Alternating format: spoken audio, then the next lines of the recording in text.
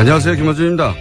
국정원 댓글 수사를 방해할 목적으로 가짜 사무실을 만들고 가짜 서류를 채워넣었던 수사 방해 사건. 이 사건 관련해 국정원에 파견됐던 변창훈 검사의 죽음을 두고 자유한국당 김진태 의원은 당장 죽음의 구판을 멈추라고 주장했습니다. 자유한국당 법사위원들은 윤석열 중앙지검장과 문무일 검찰총장의 사퇴를 요구하고 나섰습니다. 그래요? 변 검사를 죽음에 이르게 한 절대적 책임은 박근혜 정부 탄생의 정당성을 뒤흔들 댓글 수사를 방해하기 위해서 가짜 사무실 공작을 지시한 정치 세력에게 있는 겁니다. 그 세력이 누굽니까? 범죄를 은폐하기 위해서 영화 세트처럼 가짜 사무실을 만든 공작이 언제 누구에 의해 이루어졌나? 박근혜 정부 임기 초 박근혜 전 대통령이 임명한 남재준 국정원장의 국정원에서 자행된 겁니다. 변 검사 죽음의 억울함을 그나마 풀어주려면 수사를 멈추고 검찰 수뇌부가 사퇴할 것이 아니라 오히려 멀쩡한 검사를 그런 말도 안 되는 공작에 동원했던 자들을 단 한 사람도 빼지 않고 모조리 차단해서 모두 엄벌에 처해야 하는 겁니다. 수사를 멈추란요. 턱도 없는 소리입니다. 김어준 생각이었습니다.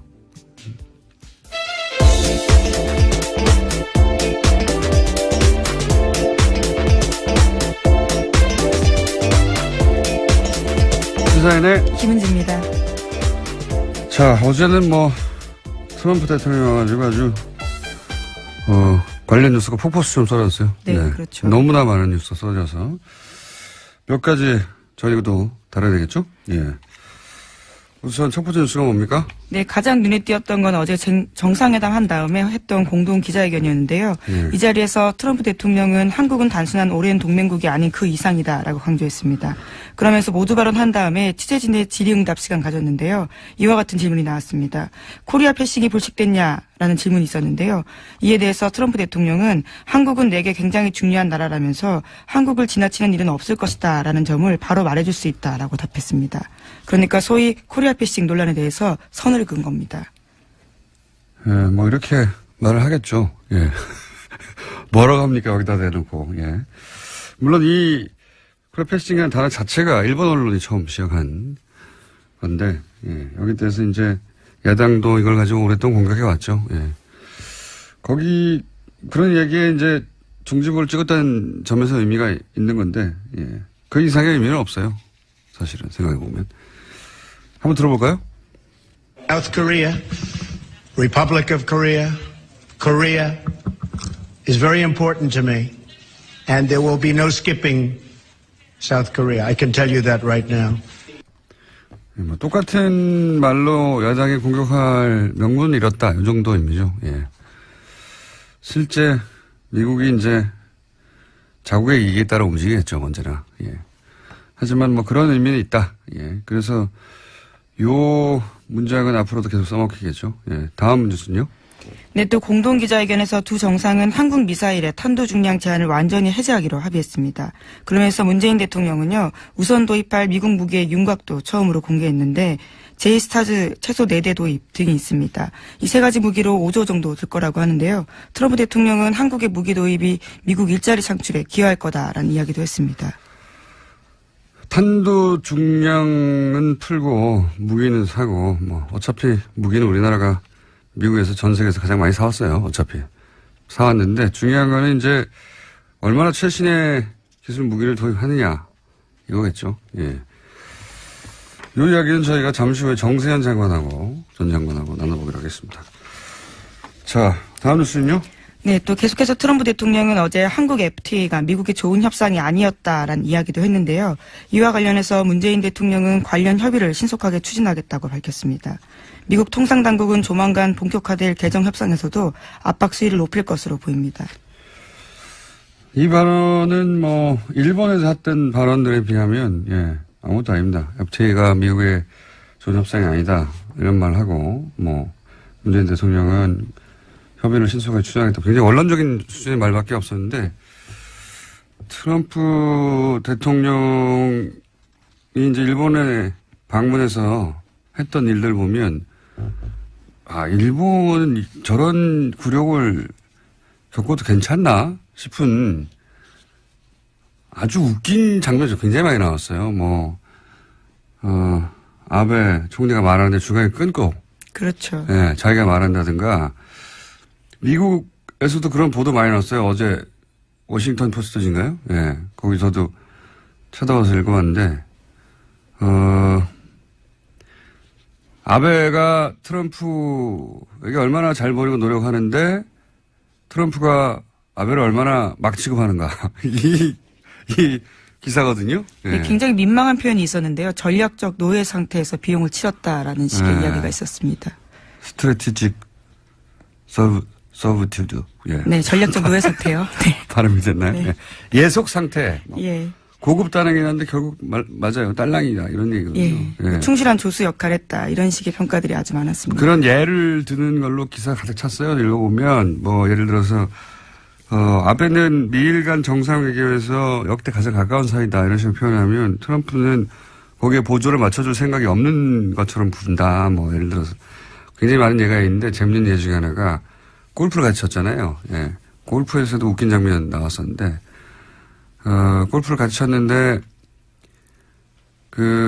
모자를 썼을 거 아닙니까? 예, 골프 그렇죠. 모자에다가 이제 쓰고 나서 둘이 각자 모자에 사인을 하는데 트럼프는 모자챙 한가운데. 네, 너무 크게 썼죠. 한가운데 자기 이름을 크게 써버리는 거예요. 그러면 아베는 쓸 데가 없잖아요. 옆에 귀퉁이를 조그맣게 쓰는 거예요. 사진 봤는데 정말 웃깁니다. 기사 제목 자체가 트럼프의 충실한 조수 역할을 하고 있다. 로얄 사이드킥 그렇게 표현을 했고요.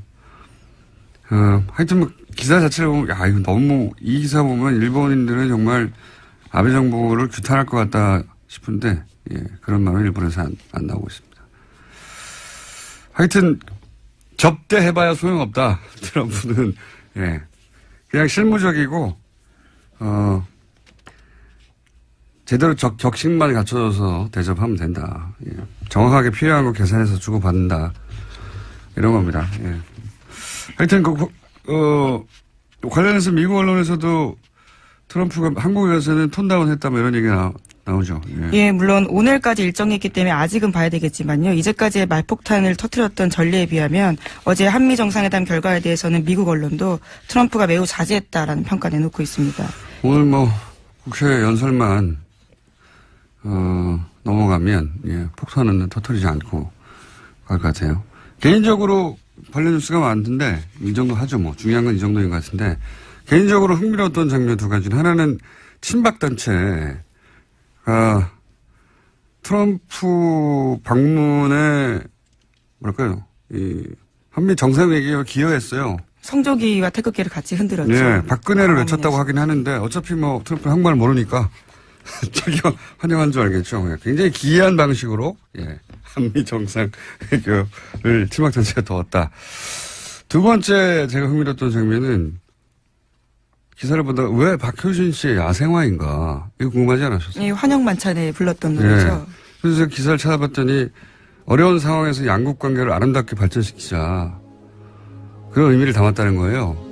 이게 무슨 소린가. 개뿔. 이런 생각이 들어서 제가 청와대 관계자한테 연락해가지고 이게 무슨 소리냐 왜냐 그랬더니 바쁘다고 딸랑 얘기한 게 가사를 음미하면 알 수 있다는 거예요. 그래서 음미를 해봐야 되겠구나. 북핵과 한미 외교가 걸린 중요한 가사거든요. 그래서 제가 가사를 음미하고 잠시 저희 해석을 제가 이게 첫 가사가 이거예요. 하얗게 피어난 오름꽃 하나가 오름꽃 하나가 달가운 바람에 얼굴을 내밀어. 무슨 뜻인 것 같습니까?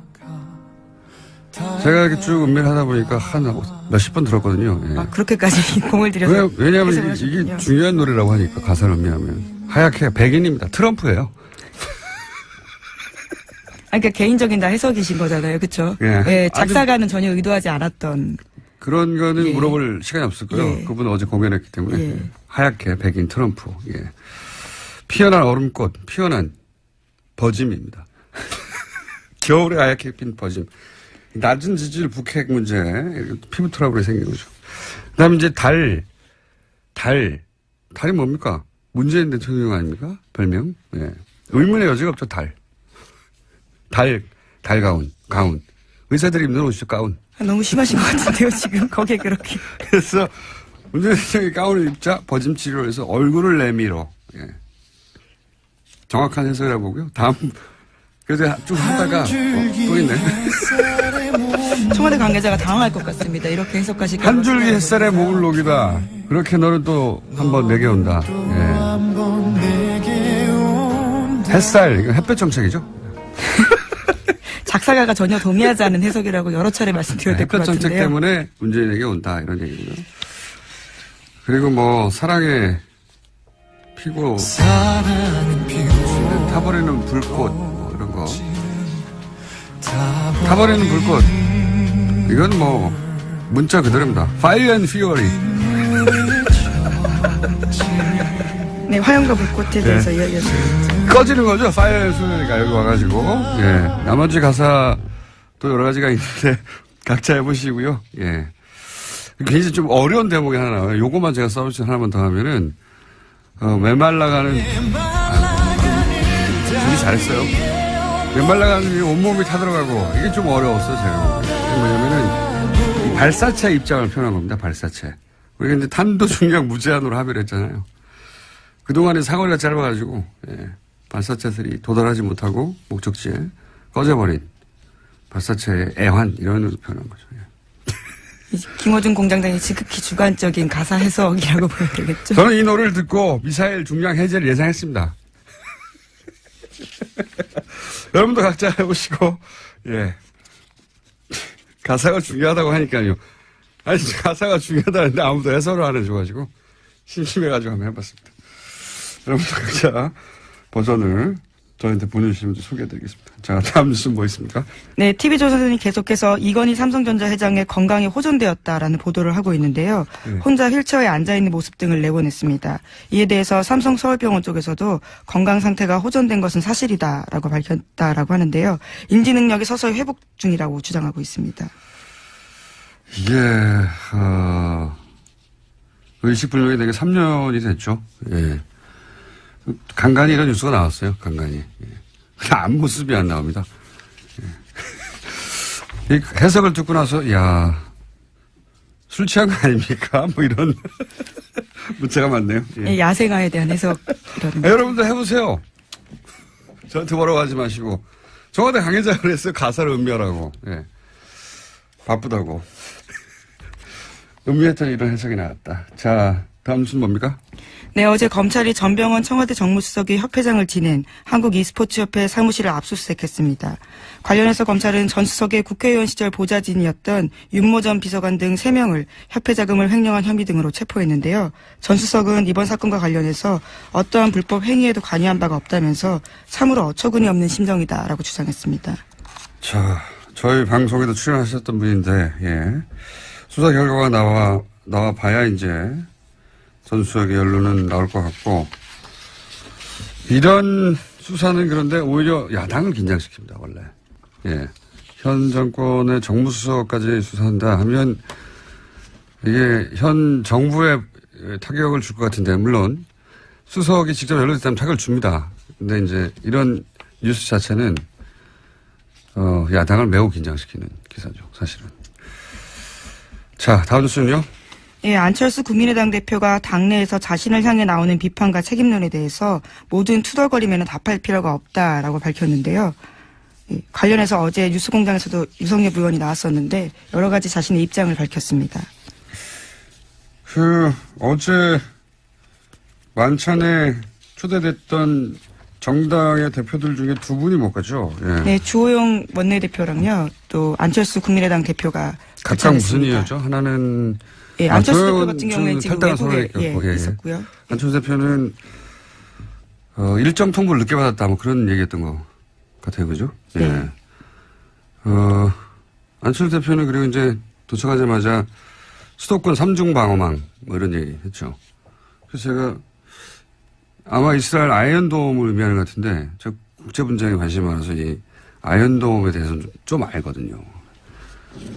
그래서 이제, 그럼 아이언돔 알아보러 갔나 보다 하고 일정을 찾아봤더니 에어로스페이스 인더스트리 회사를 갔어요. 예. 여기는 아이언돔 개발사가 아닙니다. 아이언돔을 라파엘이라는 회사에서 개발했고요. 예, 에어로스페이스는 입찰 경쟁에서 라파엘에서 졌어요. 예. 개발하는 라파엘을 했다는 걸 좀 알려드리고요. 그리고 아이언돔 자체가 사실은 가자지구 하마스가 쏘는 단가가 몇십만 원짜리 집에서 조잡하게 만든 로켓을 상대하는 거거든요. 예, 탄도탄 상대하는 게 아니고 우리한테 안 맞습니다. 그리고 그 조잡한 로켓도 아이언돔이 제대로 방어를 못했다고 이스라엘 내에서 양심선언 같은 거 많았어요. 모티 셰퍼 뭐 이런 과학자가 라파엘에 근무하던 과학자거든요. 작동 안 한다고. 예. 미국 MIT 유명한 포스덜 교수도 아이언돔 작동 안 한다고 비판했었죠. 예. 저희랑 인터뷰 한번 했었는데 포스덜 교수 한번 인터뷰했네요. 아이언돔 작동하는가. 약간 두 양반이 못 갔다. 예, 예. 그런 경우가 그렇게 뭐 많지 않거든요. 정당의 대표가 미국 대통령 정도 방문하면 만찬에 거의 100% 참석하는데 두 분이나 못 갔어요. 예, 특이한 경우입니다. 자, 다음 뉴스는요. 네, 지난해 미국 대선 당시 트럼프 캠프와 러시아 간 내통 의혹을 수사하고 있는 로버트 뮬러 특검이요. 이번에 최소 9명 정도를 집중적으로 조사하고 있다고 워싱턴 포스트가 보도했습니다. 여기에는 도널드 트럼프 주니어, 또 사위인 제널드 큐시너 백악관 선임 고문 같은 사람들의 이름이 올라가 있습니다. 이거는 트럼프 대통령을 굉장히 긴장시킬 것 같습니다. 왜냐하면 여기 큰아들하고 첫 번째 사위가 연루됐잖아요. 예. 두 사람 다 지금, 청와대가 아니죠. 백악관에서 굉장히 중요한 역할을 맡고 있고, 게다가, 또 포함된 사람이 트럼프 그룹, 자기 회사죠. 그렇죠. 최측근이라고 할 수 있는 사람들입니다. 트럼프 그룹의 부회장이었던 변호사 있거든요. 마이클 코온, 예. 그거 어떻게 딱딱 말해줍니까? 예. 하여튼 자기 측근 인사들이 이제 대거 포함돼요. 여기서 가족들이나 부회장이 또 연루된 걸로 나오면 이건 이제 전국이 어떻게 될지 모릅니다. 이거 최순실 게이트가 그랬듯이 주변부로부터 다가오는 건데 미국 특검 안 봐주거든요. 예. 어떻게 될지 그런 뉴스도 나왔습니다. 자. 오늘 여기까지 해야 되겠습니다. 시사인의 김은지였습니다. 감사합니다.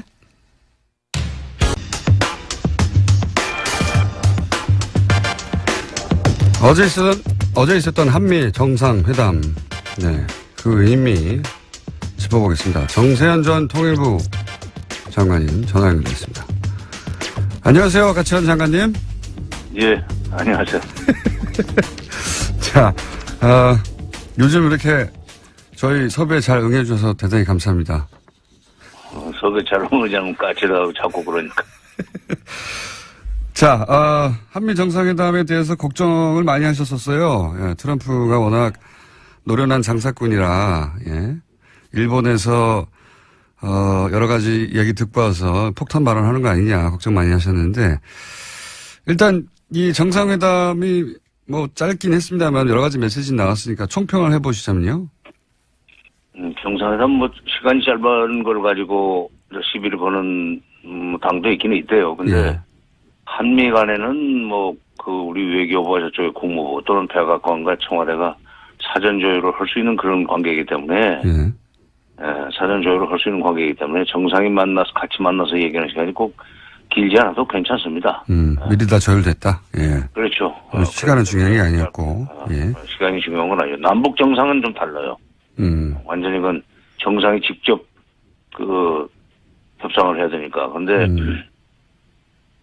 이번에 총평을 한다면은 절반의 성공 이상은 좀 된 것 같아요. 아, 그렇게 보십니까? 예. 굉장히 까칠하게 평가하시는 분인데 문재인 정부에 대해서도 대북 정책에 대해서 여러 가지 지적하셨는데 요 정상회담은 절반 이상은 성과를 얻었다 이렇게 보십니까? 어떤 부분에서 그렇습니까? 물론 이제 수십억 달러의 무기를 사주기로 한 것은 사실인 것 같습니다. 예. 트럼프 대통령이 이렇게 터뜨려버려서 네. 알게 됐지만은 사실은 같지만 이번 정상회담에서 그 공동 뭐 기자회견이나 이런 데서 나오는 용어들을 좀 보면은 예, 그동안에 대미 일변도 외교에서 좀 벗어난 거 아니냐 하는 생각을 합니다. 어떤 점에서 그렇습니까? 균형 외교는 아니다 하는 얘기를 이제 뭐 길게 설명했지만 네. 뒤에 가면은 외교의 지평을 넓힌다는 표현을 썼어요. 그렇죠. 예. 예, 그 지평을 넓힌다는 얘기를 했는데 그거는 대미 일변도 외교에서 좀 벗어나가지고 중국과의 관계도 또 러시아의 관계도 또는 뭐 동북아 국가들과의 관계를 좀 더 활성화시켜 나간다는 그런 뜻으로 해석을 해야 될 것 같고, 그거는 그 31일 날 있었나요? 30인가? 31인가? 우리 외교부 장관이 국회 국정감사에서 답변할 때 그 3불 얘기하지 않았어요? 네네. 예. 사드 추가 배치하지 않겠다. MD 체제. MD 예. 체제 편입하지 않는다. 예. 그다음에 한미일 그 관계를 군사 동맹 관계로 발전시키지 않는다는 3부를 얘기했는데. 일본과는 군사동맹 없다. 예. 그렇죠. 예. 그거를, 그 30일 날 외교부 장관의 국회 답변하고 이번에 공동 기자회견에서 나온 균형 외교, 이걸 연결시켜 보면은 사실상 균형 외교가 아니라 외교 지평 확대. 예. 사실상 미국과 중국 사이에 등거리 외교로 나갈 수 있는 어떤, 도약되는 말을 한 것이 아닌가. 그래서 제가 이번에 점수를 좀 잘 줘야 된다는 생각을 하고 있습니다. 항상 그런 말씀 하셨죠. 그렇게 한미 외교에만 집중하면 안 된다고. 예. 예. 그런데 이제 그 메시지 속에 그런 기미가 보였다 이렇게 판단하시는 거군요. 예. 예. 그 대통령의 메시지는 미리 준비된 거니까, 예. 그렇게 준비됐다면 아마, 그런 외교 정책 방향이 그렇게 수립된 걸로 보인다 이렇게 평가하시는 것 같고. 연결해서 생각해 보면, 오늘인가요? 내일인가요? 문 대통령이 바로 동남아로 떠나지 않습니까? 예, 베트남에서 열리는 국제회의 때문에. 예. 동남아 3국, 인도네시아하고 간다고 하는데, 그것도 연결해서 생각해 볼 수 있는 얘기입니까? 그러니까 외교 지평을 확대하겠다 하는 것도? 그쪽은 안보와 관련해서는 크게 직접 관련되는 건 없고, 이제 경제 쪽으로는 의미가 있죠. 그렇군요. 저는 의미가 있죠. 자, 이건 어떻습니까? 이제 무기 수입은 사실 우리가 항상 해오긴 해왔는데, 예. 그 액수도 이미 세계 1위를 기록하기도 하고, 근데 이제 무기 수입 자체야 해왔는데 중요한 건 그 무기가 정말 우리가 원했던 무기를 수입하지 못했던 경우가 많지 않습니까? 첨단 무기를 안 준다든가. 예. 이번에는, 어떻게 보십니까? 정찰기를 사는 것 같고, 예. 핵잠수함을 도입하는 것 같은데, 예. 그건 군대에서는 절실히 필요했을 거예요. 특히 정찰기를 우리가 독자적으로 운영하게 된다면은 상당히 의미가 있다고 생각합니다. 그러니까 그 정찰기는 북한에 대한 위협이라기보다는 북한에 대한 이 억지 능력 내지는 북한의 행동을 감시한다고 할까. 그래서 그건, 안보면에서는 상당히 의미가 있는, 진전이라고 봐야 될 것 같고, 핵 잠수함까지 필요한지는 그거는 제가 기술적인 건 잘 모르겠어요. 국방부 장관이 해군 출신이어서 일찌감치 핵 잠수함 도입해야 된다는 얘기를 하더니 결국 그것이 현실로 되긴 되네요. 그런데 중요한 것은 지금 그런 걸 사주는 대신 트럼프가 북한을 상대로 해서 험악한 말을 쏟아내지 않고, 두 번째는 장비는 많이 있다. 그러나 이것을 쓸 일이 없어야 된다는 얘기를 하면서 외교적인 해법을 좀 모색하고 있는 것처럼 오늘 띄웠어요. 네, 발언을 여러 가지 그렇게 움직임이 했습니다. 있다. 지금 뭐라고 얘기할 수는 없지만 여러 가지 움직임이 있는데, 그거 좀 두고 보자 하는 얘기를 했는데, 그거는 괜찮은 얘기 같아요. 미국 언론도 그런 반응인데, 이제 트럼프가 톤다운을 하고, 외교적으로 문제를 풀어야 한다는 식의 메시지를 내긴 냈으니까요. 거꾸로 이제 장관님이 걱정하셨던 거는 거꾸로 여기 와서 더 강성 발언을 쏟아낼까봐 일본을 거치고 와서 그런 걱정을 하셨는데 다행히 아직까지는 없습니다. 국회에서는 뭐라고 할지 모르겠는데. 네, 그러니까 제가 그동안에 이런 기회가 있을 때마다 얘기했던 거는 험악한 말을 쏟아낸 건 그만큼 공포 분위기를 조성해서 무기를 좀 팔려고 하는 거다 하는 분석을 하지 않았어요? 네. 일본에서도 무기를 많이 사줬습니다. 예. 그렇기 때문에 일본 총리가 대북 압박과 제재를 강화해야 된다는 얘기를 할 때 거기에 화답을 하지 않고 전략적인 인내는 끝냈다 하는 동문서답을 했어요. 네네. 그거부터가 지금 우리한테는 좋은 신호였죠. 걱정했는데 오히려 그 좋은 신호가 일본에서 나왔고 그 연장선상에서 미국 간에 막 물밑 접촉이 있다는 것을 사실상 시인하고 그 움직임을 좀 지켜보자 하는 얘기를 하고 그다음에 이제 무기를 팔았다. 네. 무기를 사주니까 그런 얘기까지 했는지 모르지만 어쨌든 선후 관계는 좀 다시 또 살펴봐야 되겠으나 그러나 물밑 접촉이 곧 미국 간의 대화로 발전할 수 있다는 뉘앙스로 얘기한 것은 우리한테는 선물이라면 선물입니다. 이건 어떻습니까? 아니 비싼 무기 사주고 그 정도 선물도 안 받아도 되겠어요? 그렇죠. 예.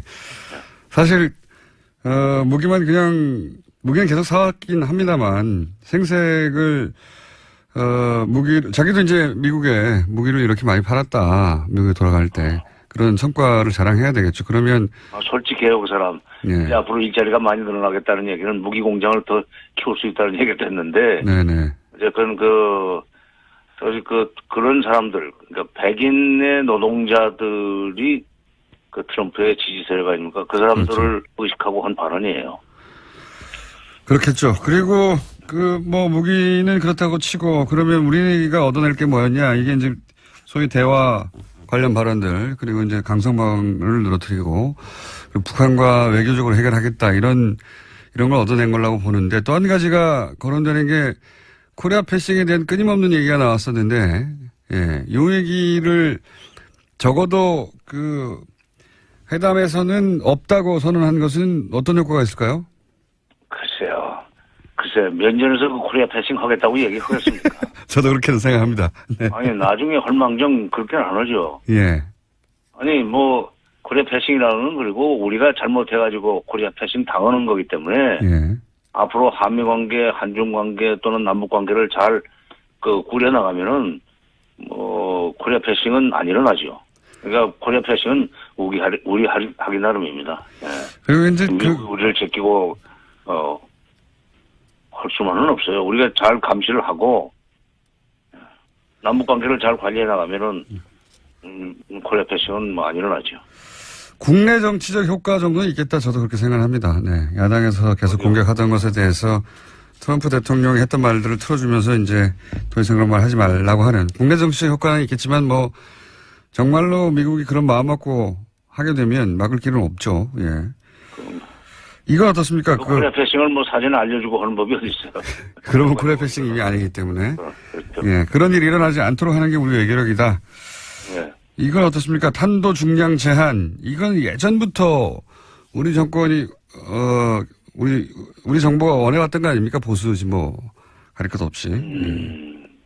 그래도 단 공짜 아니라고 생각해요. 예. 무기를 많이 사준 대신 이 정도는 얻어냈어. 무기 사는 얘기니까. 그다음에 기술 제공 문제이기 때문에. 예. 공짜는 아니지만은, 보수 쪽에서 그런 것을, 좀 늘리게 되면은 안심이 된다고, 그걸 많이 주장을 해왔었는데, 그래서 우리 국내에 또 보수를 끌어안으면서 문재인 정부가 좀 더 전향적인 대북 정책이라든가 북핵 정책을 추진해 나갈 수 있는 기반은 될 겁니다. 그래서 일을 하려면 돈 써야죠. 돈 들어가는 거예요, 그것도. 예. 일하려면 돈 써야죠. 아주 간단하게 정리해 주셨는데. 예. 아니, 자식을 키우려면은 예. 쓸 돈 안 쓸 돈 다 쓰면서 키우는 거 아니에요. 그러니까 나라를 운영하려면은 더구나 외교하려면 쓸 돈 안 쓸 돈 써가면서 한 걸음씩 앞으로 나가는 건데 그렇게 탄도 중량 늘리는 것도 무기 구매 또는 기술 지원 차원에서 이해를 해야 되는 거고 그렇게 해가면서 외교에서 조금 독자성이라고 그럴까 대미 의존성을 탈피할 수 있다면 장사로 치면 남는 장사죠. 손해는 안 봤어요. 손해는 안 보셨다고 중평을 하시는 거군요. 예. 예. 나도 이제 존말 해줘야지. 너무 박하게 하니까 섭섭하다고 그래서 안 돼요. 아니, 그건 일부러 그런 건 아니고, 이번 잘했어요. 예, 알겠습니다. 장관님이 잘했다고 하시니까 평소에 제 쓴소리 많이 하시다가 이번 정상회담은 나쁘지 않았나 봅니다. 마지막으로 한 가지만 더 여쭤보면 지금 이제 뭐 북한과 우리 정부도 비공식 접촉이 있었다고 하고 지금 미국도 접촉이 있다고 얘기하고 있는데 이 물꼬가 언제쯤 트일까요? 어떻게 보십니까? 그동안 오랜 경험으로 보실 때.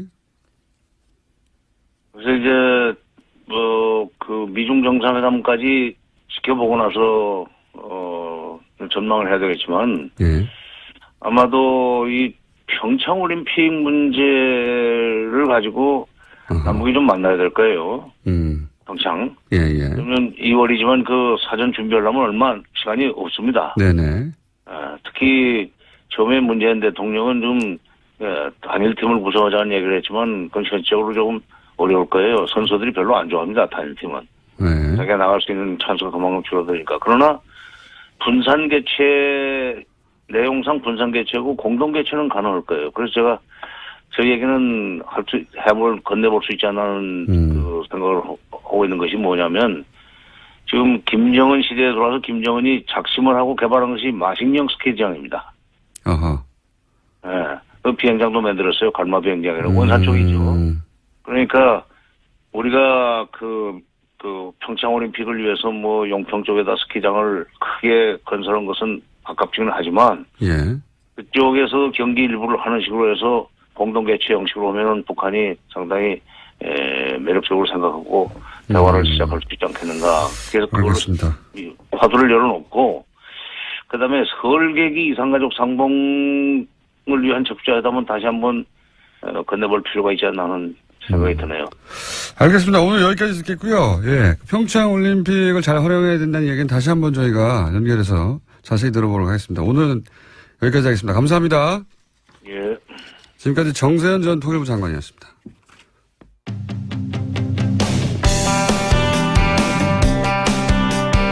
바른정당 소속 의원 9명이 오늘 탈당계를 제출합니다. 황영철 의원 연결해서 이야기 들어보겠습니다. 안녕하세요, 의원님. 예, 황영철입니다. 반갑습니다. 네. 이런 인터뷰는 항상 곤혹스럽시죠? 예. 네, 사실 그랬습니다. 또 어떻게 해요? 해야죠. 예. 저보고 하자는지 모르겠어요. 예. 예전부터 쭉 곤란한 인터뷰는, 저희하고 해오셨기 때문에. 네네. 사실, 여러 가지 이유를 표면적으로 되긴 됩니다만, 가장 중요한 이유가 뭡니까? 탈당하게 된. 뭐, 가장 중요한 이유는 지역에서의 목소리라고 봐야죠. 보수 지지층의 목소리. 예. 뭐, 무조건 합치라. 이게 지금, 보수 지지층의 목소리니까, 이 뜻에 따라서, 이제 더 이상 분열된 모습으로 서로에게 삿대질하지 말고, 하나로 뭉쳐서 색을 좀 만들어 봐라. 이런 뜻에 따라서, 했다고 봐야죠. 물론 안에 또 지방선거에서의 우려도 포함되겠죠. 당연히. 뭐 여러 가지 이유가 있으신데 그것도 이유 중에 하나입니다. 이제 지방선거 준비하면서 예.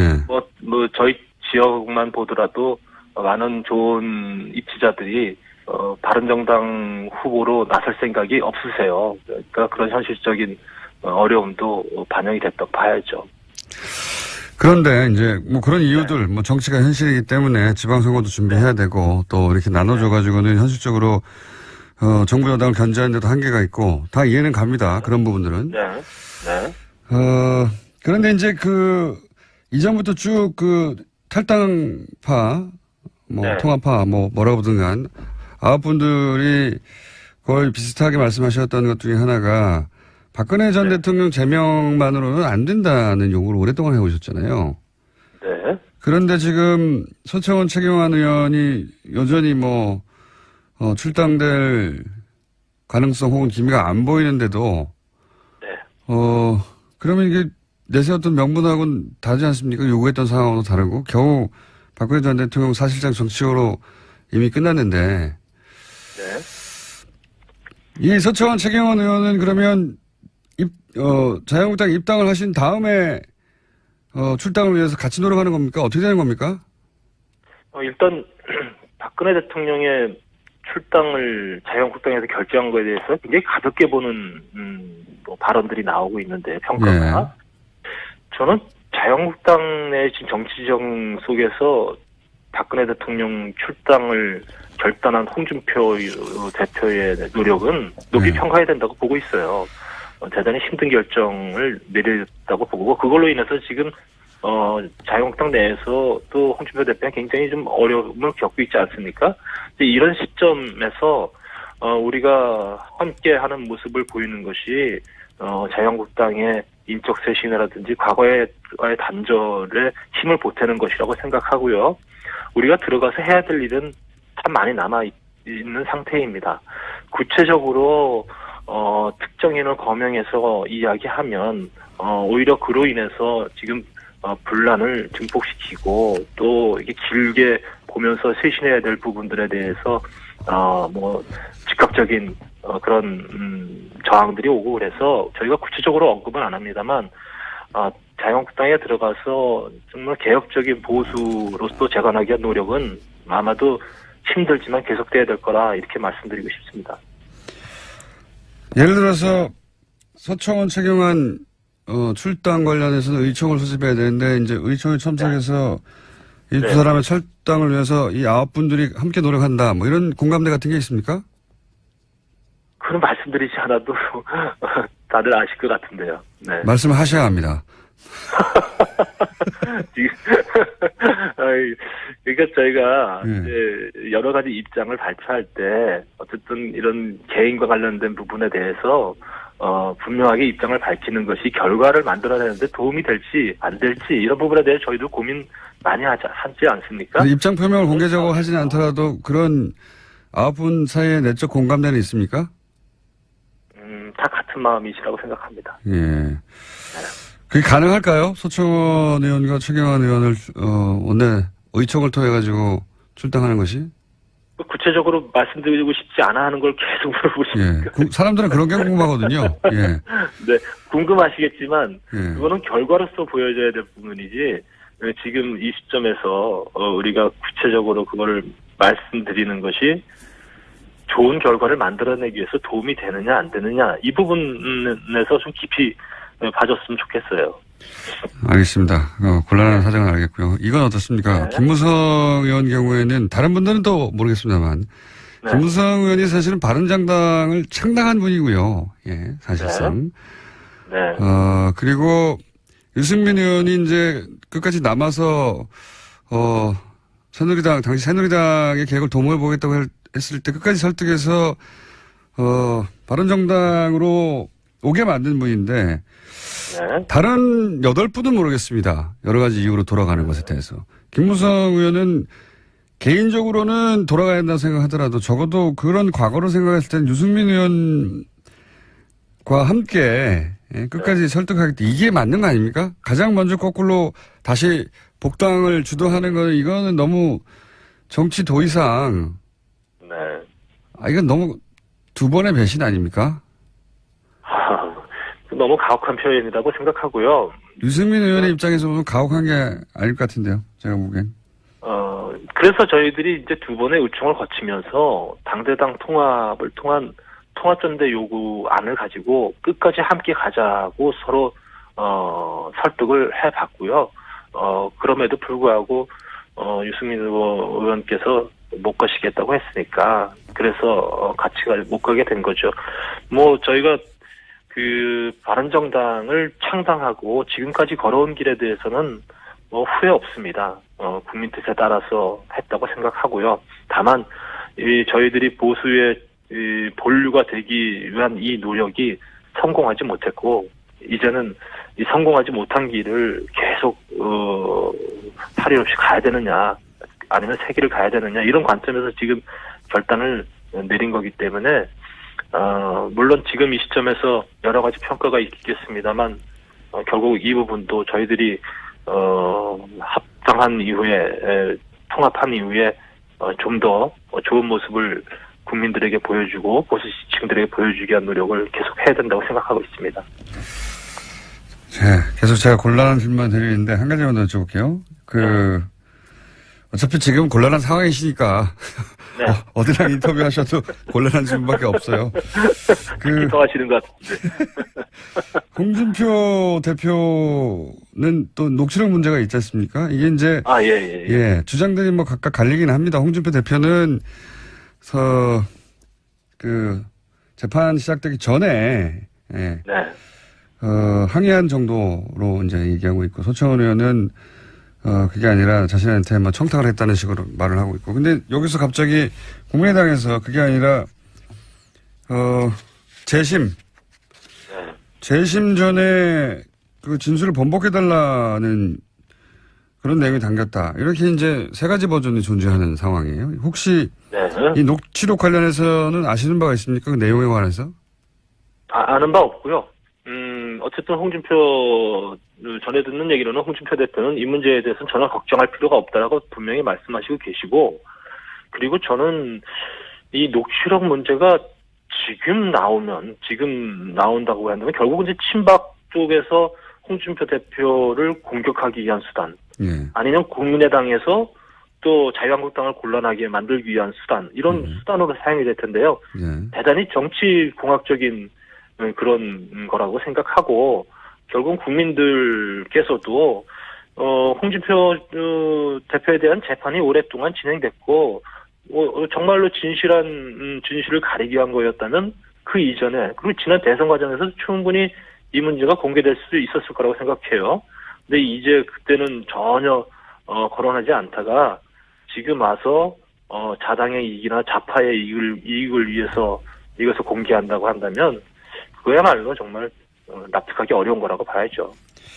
뭐 카드는 결정적일 때 쓰는 거니까요. 쓰는 사람의 마음인데 하여튼 모르신다고 하니까 그거는 이제 거기까지만 질문 드리고, 제가 이제 이런 질문을 드렸던 이유는 이제 혹시라도 홍준표 대표 녹취록 때문에 이제 골라질 상황이 발생할 수 있다. 그럴 경우에는 지금 복당한 혹은 뭐 김무성 의원 같은 분이 자유한국당의 당권을 잡을 수 있지 않을까. 그래서 복당하는 거 아니냐. 이런 해석들이 있길래 한번 여쭤본 겁니다.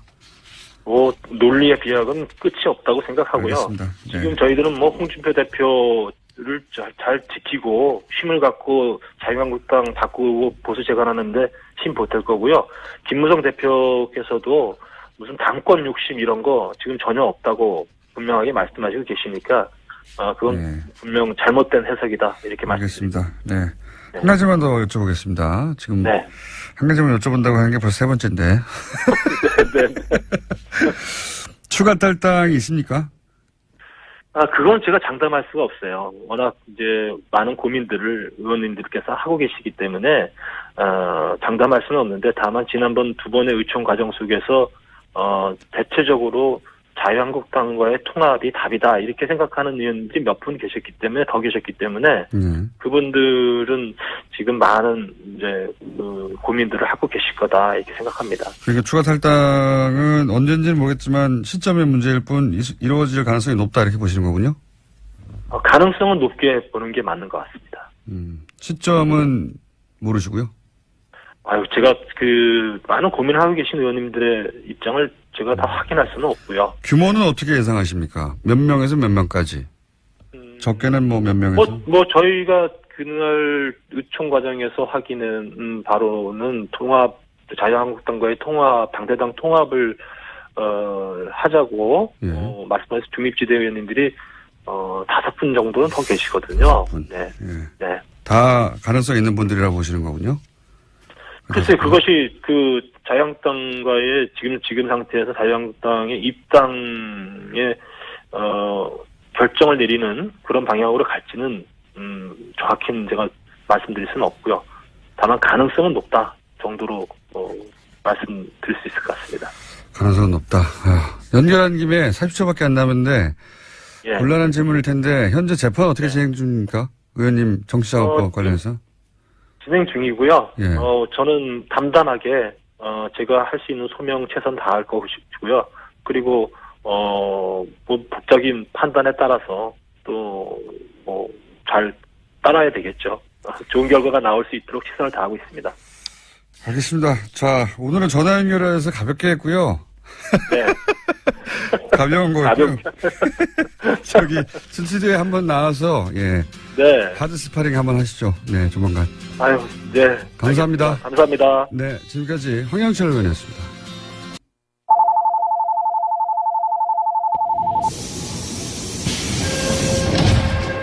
줄임문 닫습니다. 닫습니다. 닫습니다. 김어준의 뉴스 공장.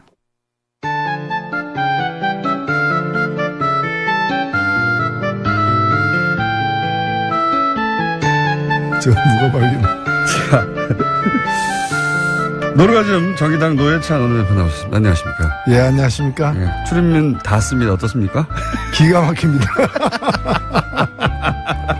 지하철 탈 때마다 들을 수 있는 예. 예. 지하철 공사에서 의문을 제기하는 거죠. 예, 출입문도 절규한다. 출입문 닫습니다. 예. 저희가 이 정도입니다. 곳곳에 숨어있는 닫습 비밀을 밝혀내는 하루 나오셨다고. 아, 예. 원래 몇 달 전부터 예정돼 있어서 예. 만찬 도중에 나갈 수밖에 없는 걸 양해를 구했어요. 청와대 측에. 근데 어제 정상회담이 길어지는 바람에 만찬이 30분 늦게 시작한 거예요. 아. 그래서 제가 앞에 뭐 인사는 다 했는데 예. 밥 나오기 전에 나왔습니다. 보리차만 마시고 나왔습니다. 보리차 마시고. 아까운 기회를 놓치셨네요. 예. 예, 뭐 그래도 뭐 예. 아, 이거 물어볼 게 없네. 그럼 만찬하게 앉아 계시다 그게 나오신 거잖아요. 보리차 마시고. 예. 아니, 그 앞에 이제 여러 오랜만에 보는 분들 많이 이제 인사도 나누고 이제 그런 건 다 했죠. 그런 거가 중요한 게 아니지 않습니까? 밥을 먹고 맛이 어땠나부터 시작해가지고 음식은 똑같은 거 먹었을 거 아닙니까? 만약에 먹는다면, 그죠? 트럼프 대통령이 먹는 거나 그랬겠죠? 설마. 보통 그런데. 예. 그렇죠. 예. 아, 아깝네요. 괜찮습니다. 뭐. 어제 있었던 정상회담의 전반적인 뭐 평가를 한번 해보시자면요. 예, 미리 조율을 많이 했던 것 같습니다. 예, 그거는 그냥 이루어진 일이 아니거든요. 그렇죠. 예. 그리고 제가 뭐 그 전에 이 정부 관계자들 만나서 얘기 들을 때도 이제 그런 좀, 이 의도나 이런 계획들을 들었는데, 예, 그 정상회담이 굉장히 중요한 하나의 고비예요. 그렇죠. 예, 여기서 또 트럼프 말폭탄 터뜨리고 하면 난리 나는 거죠, 우리도. 그래서 상당히 이렇게 이 뭐 자극적인 말을 갖다 안 하게 한다거나 또는 북핵 문제에 대한 언급, 북한에 대한 언급 또는 중국과 관계 또는 우리하고 일본의 특수관계에 대한 이해 이런 점에 관해서 좀 보이지 않는 그런 사전에. 선에서 상당한 작업을 해온 결과가 어저께 드러난 게 아닌가 이렇게 보여집니다. 그런 우려되는 지점들에 대한 논의가 오랫동안 있었군요. 그래서 이제 우리가 보기에는 문제될 발언들이 전혀 안 나온 거의 없었다고 봐도 과언이 아닌데 사실은 그 코리아 패싱 없다는 발언이 국내 정치적으로는 의미가 있겠죠? 그렇죠. 이 코리아 패싱이라는 게 예. 사실은 이게 우리 역사에서 코리아 패싱 대표적인 걸 얘기하라면은 예. 1953년 한국 전쟁 중에 예. 미국이 이승만 정부를 따돌리고 예. 북한하고 이렇게 협상해가지고 휴전해버린 거예요. 휴전 협정 당사자가 아닙니다, 우리가. 예. 예. 이게 진짜 말도 안 되는 전형적인 건데. 이제 코리아 패싱이고 이제 예. 그래서 이승만이 반발해가지고 방공포로 석방하고 막 이렇게 한 건데. 절대적인 코리아 패싱이죠, 사실. 예, 그랬던 거죠. 전쟁하다가 협정을 맺는데 어떻게 당사국을 뺍니까? 맞습니다. 예. 근데 이제 지금에 와서 코리아 패싱이란 거는 이 한반도 문제를 해결하기 위해서 한국을 빼고 미국과 북한 직접 또는 협상한다. 예, 뭐 이런 건데 그럴 상황이 전혀 아니거든요. 예. 오히려 우리가 이제 그런 평화 병행론을 주장하고 미국은 그거에 대해서 현재 트럼프 정부는 별로 선택하지 않고 있는 상황인데 이 코리아 패싱은 야당 그 보수 야당들이 예. 문재인 정부를 갖다가 공격하기 위해서 그런 프레임이죠. 예, 그 외교를 잘못하고 있다라고 해서 코리아 패싱이라고 근거 없이 얘기해 왔던 건데 그게 별로 사실이 아니라는 게 이번에 트럼프에서 확인된 거죠. 국내 정치적으로 이제 그 얘기하면 뭐 트럼프 발언을 계속 들이대면 될 것 같고 또 한 가지 이제 많이 논의되는 게 이제 미국은 무기를 팔고 우리는 뭐 대화로 하겠다거나 혹은 뭐 코리아 패싱 없다거나 뭐 탄도 중량 제한 합의를 받아냈다든가 이 계산서가 주고받은 게 그래서 이게 수익 타산이 맞느냐 우리 입장에서 뭐 이건 어떻게 평가하십니까? 제가 월요일 날 예.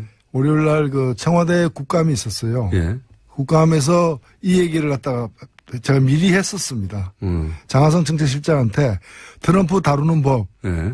해가지고 트럼프 다루려면 트럼프처럼 해야 된다. 트럼프처럼 해야 예. 그래서 첫 번째 뻔뻔해져야 된다. 뻔뻔해져야 된다. 예. 우리 대통령은 젠틀맨이잖아요. 그래서 그렇게 하면 안 된다. 뻔뻔해져야 된다. 그 다음에 이제 벼랑 끝까지 가면 같이 가야 된다. 먼저 스톱하면 안 된다라는 건데 대표적으로 한미 FTA 같은 거는 한미 FTA를 통해 가지고 우리도 이득을 얻었지만 미국이 더 큰 이득을 얻고 있는 거거든요. 한미 FTA를 갖다가 재협상 안 하면 폐기한다라고 하는데 폐기하면 미국은 무역 적자가 40억으로 늘어나게 돼 있어요. 한미 FTA 하면은 280억으로 줄어들고. 그래서 무역지자 더 줄어든 건데 이걸 더 줄이려고 폐기하겠다 그러는데 자 그럼 폐기하자. 한국이 더 큰 이익이다. 그러면 이렇게 나갈 필요가 있는데 우리로서는 사실은 무역은 우리가 계속 흑자를 보고 있지만 미국과의 무역에서는 그다음에 이제 그 서비스는 무역하고 별도로 계산하거든요. 서비스에서는 우리가 연 한 50억 정도 더 손해를 보고 있어요. 그러니까 적자를 보고 있어요.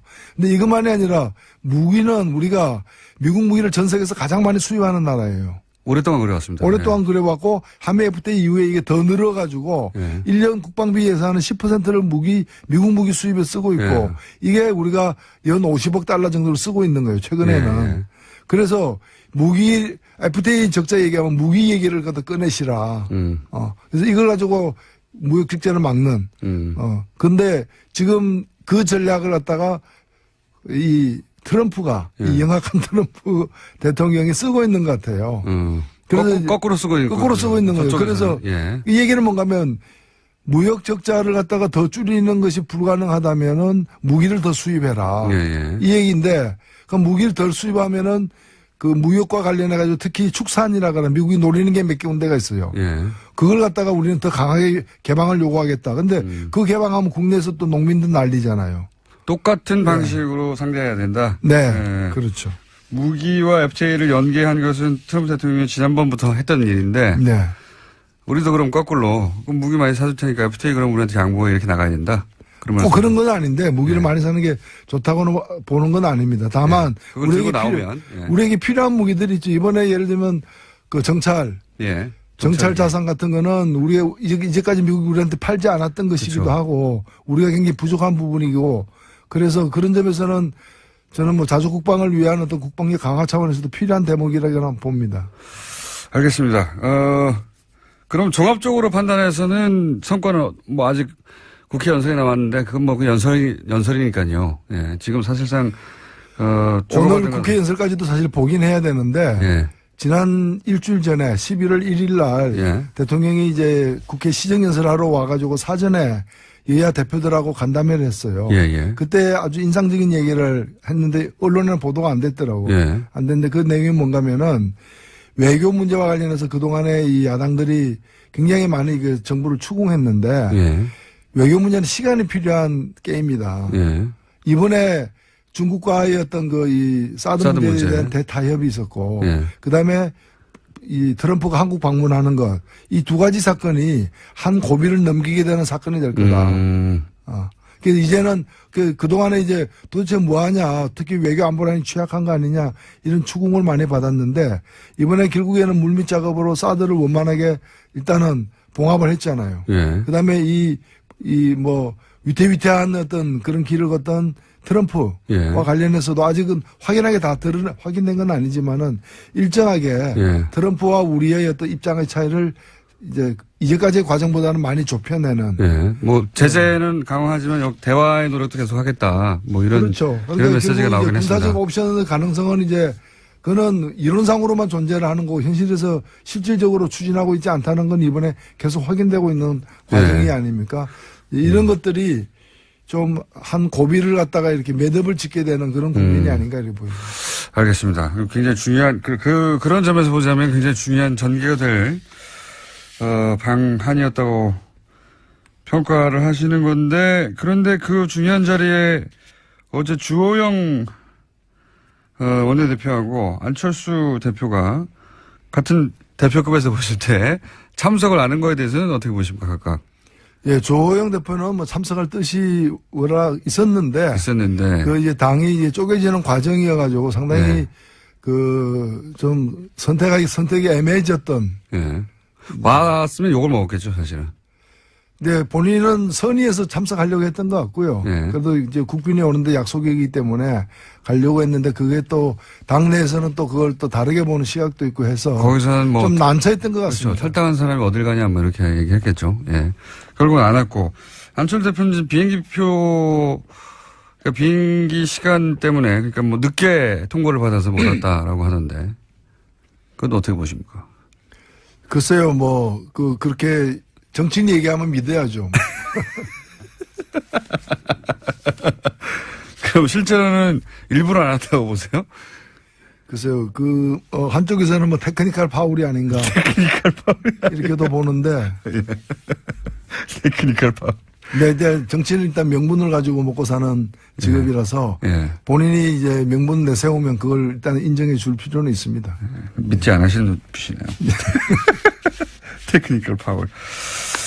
자, 이런 건 어떻습니까? 지금 현재 바른정당, 자유한국당, 그리고 국민의당 모두, 지금 소용돌이 속에 있습니다. 우선 가장 먼저 바른정당 탈당 사태는, 어떻게 전개될까요, 앞으로? 종합적으로 볼 때. 추가 탈당은 있겠는가, 혹은 김무성 의원의 탈당을 어떻게 보시나 등등 기타.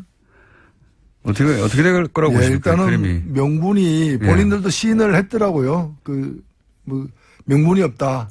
큰 명분이 없죠. 비판을 사실. 많이 듣을 것이다. 이렇게 먼저 이렇게 시인을 죄송합니다. 하던데 문재인 정부의 폭주를 막겠다. 예. 근데 그거는 명분이 안 되는 걸로 보이고 정확하게 하면 자신들의 폭망을 막겠다.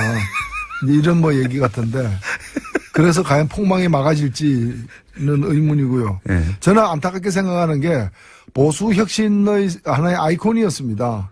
예. 그리고 충분치는 않지만 앞으로 노력에 따라서는 보수 혁신의 중심이 될 수도 있는 그런 집단이 이제 바른정당의 어떤 존재 가치였는데. 그래서 기대치가 있었죠. 일정 정도. 예. 그런데 이게 아직 그런 뜻을 갖고 있는 분도 이제 유승민 대표를 포함해서 있지만 나머지 분들이 지금 탈당을 함으로써 보수 혁신의 가능성이 낮아졌다.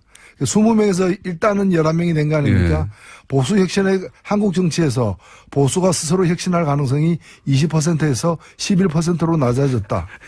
몇 명 더 나가면 더 낮아질 거다. 어디까지 낮아질 거냐? 저는 한 5%까지도 낮아질 수 있다 이렇게 보여집니다. 그렇게 전망하시는군요. 네. 그렇게 그런 수치를 말하는 사람들도 있고요. 실제 절대 떠나지 않을 사람 몇 명 찾아보면 5명 정도 아니겠느냐. 그래서 저 5명이 될 것 같으니까 5%다 이렇게 생각. 알아들었습니다. 그 정도는 제가.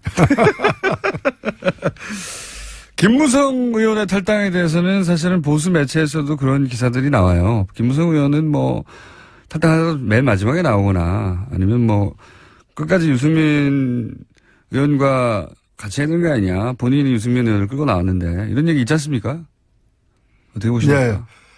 본인이 직접 몇 차례 얘기한 것은 이제 명분은 없다. 그러나 지역에서 이렇게 지방선거에서 살아남아야 되는 그런 분들의 뜻이 일단은 가서 살자라는 것이고 그걸 거절하기 힘들다 이런 얘기 같습니다. 근데 이제 저는 이제 김무성 의원이 결국 유승민 의원을 마지막까지 남아있던 유승민 의원을 끌고 나온 당사자니까 적어도 유승민 의원에 대해서는 본인이 그랬던 사람으로서 최소한의 정치적 도의를 지켜서 같이 갔어야 되는 거 아니냐 이거죠. 다른 사람 8명을 보내더라도. 그게 물론 그렇게 이제 볼 수도 있는데 유승민 의원을 안 보는 거죠. 그러니까 노룩 컴백. 노룩 탈당이죠. 그쪽을 안 보고 그냥 가는 거죠. 노룩. 그쪽을 보면 곤란해지니까 여러 가지로 미안하고. 그리고 국민들이 그한테 명분 없다는 얘기도 국민들을 쳐다보지 않는다는 거예요. 국민들을 보지 않고 노룩. 노룩 컴백. 홍준표 대표와 김무성 의원 둘 다 사실은 뭐랄까요. 지금 현재, 지분을 가진, 지분이 뭐 어느 정도인지 모르겠습니다만, 이제 두 분 다. 이 두 분의 양립이 그 안에서 가능할까요? 일단은 뭐 친박 그 변수가 있는 한 네. 친박하고 같이 맞서야 된다는 점에서 당내 친박이 다 청산된 게 아니기 때문에 그 긴장이 앞으로도 계속될 것이고요. 뭐 그런 점에서는 또 같은 그 이렇게 이해관계 당분간은 예, 이해관계도 있는 거죠. 갈등 관계도 있고 이해관계 다 있는데 이제 같이 양립할 측면도 있다는 거죠. 당분간은 그럴 것이다. 그러면 서청원, 최경환 두 의원의 출당 문제를 가지고 힘을 합칠 수도 있다. 예. 뭐 출당이 그렇게 과연 쉬울지. 불가능할 것이라는 얘기도 많이 하긴 하던데요. 의원총회에서는 예. 불가능할 것이고요. 예. 그 다음에 정치적으로도 그 사람들 있어야 제1당도 노릴 수 있기 때문에. 예. 숫자가 줄면 안 예. 되니까. 그 사람 빠지면 아마 제1당이 쉽지 않을 거예요. 그래서 지금, 아마 예. 거의 이렇게 실신 상태로 해가지고 데리고 있는 그런 뭐 그런 상황도 있을 수 있습니다. 실신 상태나 뭐 혼수 상태든. 어쨌든 계속 공격을 하되 네. 출당은 현실적으로도 어렵고 또 꼭 굳이 숫자를 줄여서 출당시킬 필요가 있겠냐. 자기 120명이 넘어가야 되는 상황인데요. 그렇죠. 예. 122가 되려면 예. 그 두 명이 필수적이죠. 그래서 이제 현실적으로는 쫓아내지는 않을 것이다. 하지만 이제 힘을 줄이려고 계속 이렇게 공격을 할 것이다. 이 정도? 그러니까 쫓아내는 모습을 계속 보일 것이다. 아, 쫓아내려고 하는 모습. 예. 그러면 남은 유승민 의원은 어떻게 그 앞으로 전망하십니까? 그 정치적 생명은? 예, 그거야 제가 어떻게 알겠습니까만은 저는 뭐 사적 필생이라고 봅니다. 그러니까 당장에 답이 있는 건 아닌데 당장에 답이 있으면 사적 필생도 아니죠, 사실은. 그런데 당장에 답이 없지만은 그 뭐 보수 혁신은 굉장히 중요한 가치이고 네. 또 필요한 어떤 노선이기 때문에 그 길을 뭐 어렵더라도 일단 견지하면서 그 후위를 또 도모해야 되는 거 아닌가 보여지고. 쉽지는 않아 보입니다. 예. 예. 다만 제가 안타깝게 생각하는 건 뭔가면은 그 특히 이제 안보관은 예. 혁신 보수가 갖춰야 될 어떤 안보관하고 예. 유승민 의원이 현재 견제하고 있는 이제까지 견제해 있는 안보관은 예. 저는 1차 그 바람직하지 않다고 봐요. 경제적 부분에서는 사실 상당히 진보적인 네.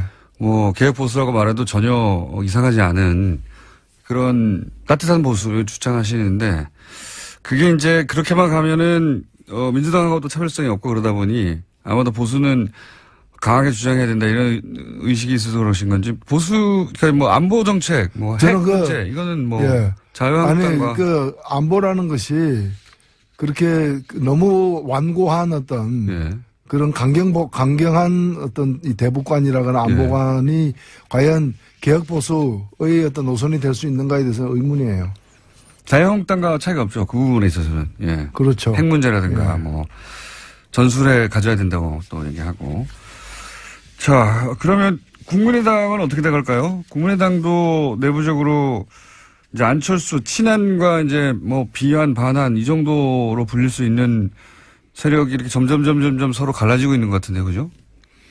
예, 저희 국민의당이 어떤 특정한 어떤 이념이나 가치를 중심으로 모인 정치 세력이라기보다는 지난번 대통령 선거에서 문재인 후보를 거부하는 그리고 안철수 후보나 제3지대의 후보를 중심으로 모이고 싶은 사람들의 어떤 총연합군이었기 때문에 대선이 끝나면 이 당은 사실은 해산될 수밖에 없는 쪼개질 수밖에 없는 당인데 근데 이제 정치라는 게 하루아침에 또 어떻게 쪼개지고 이합집산하기 쉽지 않으니까 일단은 좀 표류하고 있는 상황이죠. 근데 안철수 대표가 이렇게 다시 그 당권을 잡음으로써 그 갈등을 이제 다음 대선까지는 어차피 표출될 수밖에 없는 그런 상황에서 지금 좀 빠르게 뭐가 나타나고 있는 것도 있는 거죠. 오히려 뭐랄까요, 호남 중진이라고 표현할까요? 윤석열 의원 같은 분들에 대해서 나갈 테면 나가라 정도의 정확하게 그렇게 말을 하지 않았지만 그런 의미, 해석될 말을 하는 걸 보면 오히려 그렇게, 호남 중진들이 나가주길 원하는 거 아닐까요, 지금? 그래, 그 자리를 또 바른정당으로 채운다든가 뭐 이런 식의 구상을 하는 거 아닐까요? 그렇지 않고서야 예, 뭐, 그쪽에 이제 좀 미련을 이제 버리는 게 아닌가. 왜냐면은 그쪽을 계속 쌓고 있으면 이제 지금 안철수 대표가 가고 싶어하는 관심을 갖는 이 바다는 예. 바다 그 블루오션 안철수 후보에게 대표에게 블루오션은 그쪽이 아니에요. 예. 그렇죠. 그쪽이 아니라 이 예. 보수의 본토죠 사실은. 지금 그동안의 적폐 지금 진행되고 있는 적폐 청산을 복수라고 얘기하잖아요. 그렇죠. 이거는 자유한국당의 예. 워딩인데요. 예. 그건 그야말로 자유한국당 내에 친박 중심으로 하는 거는 보수 강경파들의 시각이거든요. 예. 시각인데 그쪽에 추파를 던지는 거라고도 저는 보여지는 거고 향후에 다음 대선을 위해서도 확장해야 될 영역을 그쪽으로 보고 있다는 거죠. 그러니까 마음은 콩밭에가 있는데 그 콩밭이 호남이 아니라 이제 강경보수 쪽에 가 있다고도 보여집니다. 그렇기 때문에 그러면 그쪽으로 가면서 계속해서 그 호남을 끼안고 갈 수 있느냐 선택을 해야 되는 거죠. 그러니까 이쪽보다는 저쪽이 땅이 더 넓다고 보는 거고. 그런 딜레마에 부딪혔다. 네. 자, 지금 한번 지난 한 주 동안 정치면을 휩쓸었던 주요한 이슈들을 하나씩 짚어봤는데 저희가 하나 더 준비한 게 있습니다. 국감에서 의원님이 버럭하신 장면이 있어요. 일단 잠깐 들어보시고. 동성애 찬성하십니까? 동성애를 반대하십니까? 방금 이제 그 증인에 대해서 여러 질문이 하는 거는 국회의원 자유입니다만은 동성애자냐 아니냐, 동성애에 대해서 어떻게 생각하느냐 밝히라고 한 거는 헌법제구조 모든 국민의 양심의 자유를 지닌다라는 그 헌법의 기본권 조항에 침해하는 겁니다. 뿐만이 아니라 다른 나라에서는 실제로 형사처벌의 대상입니다. 그걸 좀 아셔야 될 것 같은데. 자, 이 상황이 어떤 상황입니까? 예, 그 전희경 의원이라고 예. 바로 그 전날 청와대가 주사파에서 장악됐다라는 히트를 치셨던. 예, 그런 이제 그 얘기를 해가지고 이분이 이제 그 다음날 이렇게 사보임 됐어요. 그러니까 교체가 됐어요. 예. 아마 그 발언에 그 파문을 갖다가 좀 그 걱정해서인지 빠졌는데 그리고 새롭게 들어온 분이 이제 김정재 의원이었죠. 근데 이분이 동성애에 대해서 좀 지나칠 정도로 동성애 정책에 대해서 자기 의견을 얘기할 수는 있는데 당사자 국가인권위원장에게 동성애 찬성하냐 반대하냐 그리고 동성애자를 갖다가 어떻게 생각하냐 이걸 갖다 계속해서 반복적으로 강압적으로 이렇게 물어가지고 제가 그 자체가 인권유린이다. 헌법의 그 양심의 자유를 갖다가 침해하는 것이고 다른 나라는 그 자꾸 추궁하면 그 자체가 이제 처벌 대상이 된다. 뿐만이 아니라 국가인권위원회가 해야 될 일이 저런 질문 단속하는 일이다. 그러라고 국가인권위가 있는 거다. 실제로 저기 차별금지 조항에도 그렇죠. 어긋나는 것이거든요. 그래서 그런 지적을 했었죠. 자, 질의 과정에서 이제 문제 제기를 하고 컷을 하신 분이, 노회찬 의원이었습니다. 그래서 저희가 한번 들려드렸고. 그런 일이, 국회에서도 이런 일이 계속 돌아가고 있습니다. 잘 안 알려져서 그렇지. 안 알려져서 그렇지. 여기에 나와서만 발언하시는 게 아니에요? 예. 잘 안 알려지더라고요. 국감에서 벌어진 일들이 요즘은. 아유, 국감에서도 얘기를 많이 했습니다. 네. 많이 했는데 보도가 좀 덜 돼. 여기는 보도가 잘 되는 편인데. 그래서 뉴스공장에서만 얘기하는 거 아니냐 그러는데 얘기는 계속 많이 하는데 보도가 이제 덜 되는. 말 나온 김에 마지막으로 한 가지만 여쭤보자면 자유한국당 전희경 의원이 이제 청와대가 운동권과 주사파에서 장악됐다 이런 얘기 했지 않습니까? 그 대목은 어떻게 평가하십니까? 저는 그게 그렇게 생각한다면은 그분은 빨리 망명을 해야 되는데 그렇잖아요. 그리고 아니면 투쟁을 해야죠. 자유민주주의 회복을 위해서. 근데 청와대가 어떻게 주사파에 의해서 장악됐다고 생각하면서 편안하게 밥도 먹고 잠도 자는지 나는 이해가 안 가요. 주사파에서 장악됐다는 것은 준 북한이 됐다는 얘기거든요. 아, 그렇죠. 예, 그런 의미거든요. 예. 그러니까 그 정권 하에서 어떻게 그렇게 활보를 하고 있느냐, 평안하게. 예. 요즘 사실 한 30대까지는 주사파가 뭔지도 모릅니다. 이게 언제적 단어인지 모르겠는데, 예. 그래서 비서실장이 이제 좀 발끈했죠. 그렇죠. 예. 주사파라는 의미는 과거 군사정권에서 학생운동하는 사람들을 이제 김일성의 지령을 따른 사람이다. 그래서 전두환 정권 때 당신은 뭐 했느냐. 예. 뭐 했는지 모르겠지만. 예. 그렇게 이런 되묻는 거죠. 예. 지적을 했었죠. 그 시절에 만들어진 이제 용어거든요. 예. 김일성의 지령을 따르는 사람들, 이런 의미입니다. 이게 말하자면. 그렇다고 이제 공격을 하니까 발끈할 수밖에 없는 거고, 거기에 대해서 의원님은, 그럼 큰일 나는데 우리나라 망명해야지 어떻게 했냐고. 예. 고급스러운 디스였습니다. 자, 한 가지만 더, 시간 다 됐는데, 어제 이정미 대표가 나와서 그런 얘기 하시더라고요. 평상시에 노회찬 원내대표가 정말 말이 많은데, 요즘은 노루가즘에 가서 터뜨리려고 평소에 말을 아낀다고. 그러고 싶은데 그게 안 되네요. 화요일 날 저녁에 JTBC 불러좀 거기 가서 또 얘기하니까. 꼭 화요일에 부르시더라고. 네. 저 오늘 여기까지 하겠습니다. 지금까지 정의당 노회찬 대표였습니다. 감사합니다. 네, 고맙습니다.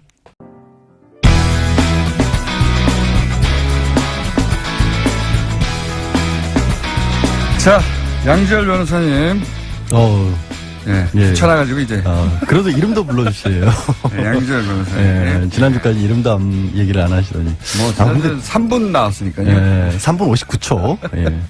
근데, 진짜, 제가 오늘 확인을 꼭 해보고 싶었거든요. 근데, 내가 내 입으로 이런 말을 할 줄은 몰랐는데.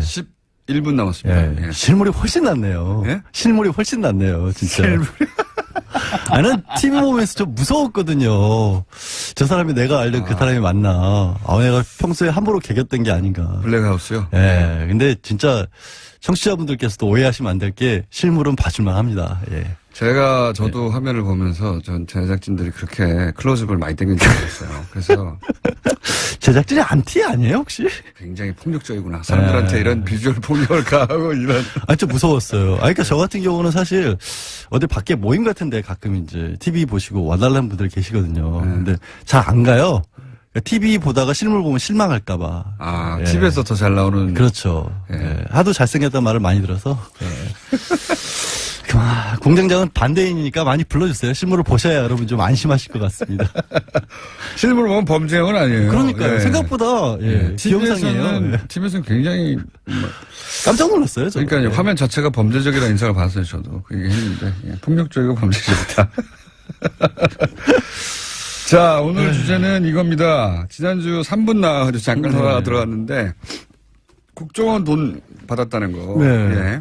여기 관례다라는 초반에 보수정당에서의 이제 뭐랄까요, 정치자금, 통치자금, 어느 정권이나 여기에 나와 있었다 이런 얘기 했었죠. 지금은 관례가 아니다고 하는 반례가 계속 나오고 있죠. 재무팀장도 몰랐다고 하더라 그 돈을. 그러니까 소위 명절날 떡값으로 줬다거나 이게 아니라는 거죠. 몰랐다고 하니까. 정치자금, 통치자금을 하려면 그게 올바른 관행이 아니더라고 하더라도 받은 사람이 있어야 되잖아요. 그러면 예를 들어서 지금 자유한국당의 정우택 원내대표 처음 얘기가 터졌을 때 지난 정권부터 있었던 통치 관행이다라고 얘기했는데 그러면 이렇게 얘기를 했어야죠. 나도 얼마 받았다. 박 전 대통령한테. 아니 예를 들어 그런 사람이 없잖아요. 이런 거 있잖아요. 왜 무슨 명절날 불러가지고 50만 원, 100만 원씩 줬다든가 그런 기록이라도 있으면 그런 해명이 되는데 사실 제가 초반에 예전에 수습 기자 할 때만 해도 명절에 돈 받았어요. 기자들한테까지도 왔어요. 예전에는 그랬습니다. 예전에 정말로. 근데 그게 정확히 김대중 정권부터는 없어진 걸로 알고 있어요. 90년대에 그랬었어요. 98년도에 김대중 대통령이 그때 유명한 사건이 세미인가 가려고 할 때 2억 원인가를 당시 국정원에서 현금으로 가지고 왔었다고 해요. 근데 굉장히 야단을 쳐서 돌려보냈고 그 이후로도 전혀 그런 일이 없었고 노무현 정권 때는 아시다시피 만나지를 않았으니까 국정원장을 받을 일이 없으셨죠. 근데 이 경우에는 예를 들어서 우리가 격려금, 떡값 이렇게 부르는 돈으로도 쓴 게 아닌 것이 이 총무비서관 아래 그 재무팀장 돈 소위 관장하는 사람이 이 돈을 입출금하는 사람이 자기는 입출금을 안 하는 게 아니라 존재를 몰랐다고 하잖아요. 존재를. 근데 그 부분이 되게 신기한 게요. 사실 이제 검찰에서도 이 돈을 도대체 어디다 썼느냐를 쫓고 있거든요. 근데 보통 아시겠죠? 뇌물 사건에서 돈을 어디다 썼느냐 쫓는 법 없습니다. 일단 받았으면 그걸로 끝이지. 그걸 어디서 썼는지 알아서 뭐 할 거예요.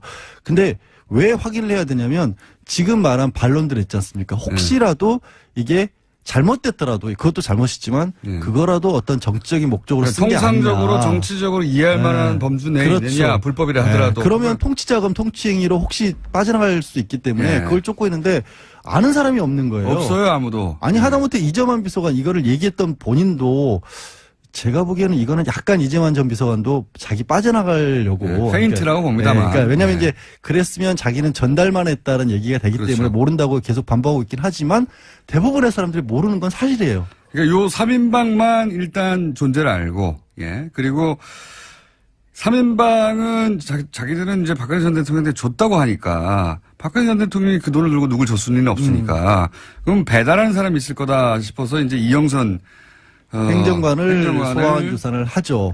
왜냐하면 이영선 행정관이 그 동안에는 경호관입니다. 경호관. 경호관 하도 많은 사람들이 그 기억하시고 있는 게 최순실과 의상실에서의 동영상 있지 않습니까? 휴대폰 닦아줬던. 5만 원짜리 묶음을 받아드는 70개. 돈을 받아드는 것만 봤는데 그러면 그 동안에 나온 얘기는 최순실의 뭐 의상비라든가 아니면 비선지럽이라든가 이런 걸 대납을 해줬다라는 의혹만 있었는데. 그러자 그 다음부터는 박근혜 전 대통령이 직접 줬다 이렇게. 그렇죠. 박 전 대통령이 줬다고 이영선 행정관 본인도 그랬어요. 근데 의상실에 돈 묶음을 가져다 줬는데 그게 얼마만큼 들었는지도 모르고 영수증 처리도 안 했기 때문에 나도 내역은 모른다라고 했는데 심부름만 했다 이거죠. 그게 거짓말이라고 생각을 했죠. 최순실이 다 대줬을 것이다. 근데 그게 아니라 실제로 박 전 대통령에게서 나간 돈도 있을 수 있고 국정원 소위 이제 공작비였는데 그게 정확하게 공작비 특활비가 아니라 공작비였다고 해요. 그렇죠.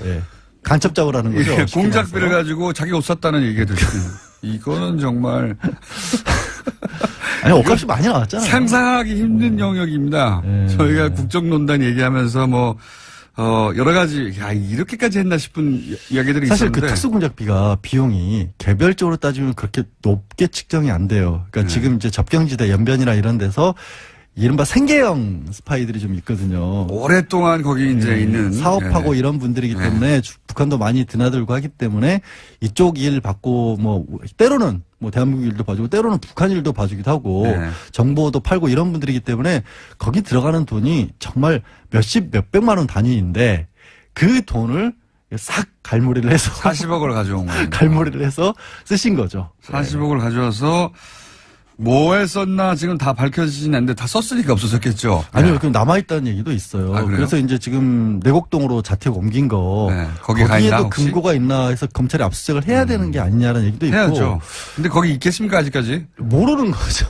워낙 의외의 상황들이 많이 벌어졌으니까. 그리고 또 특이한 점은 일단 끊었다가 9월에 2억을 한꺼번에 가져와라.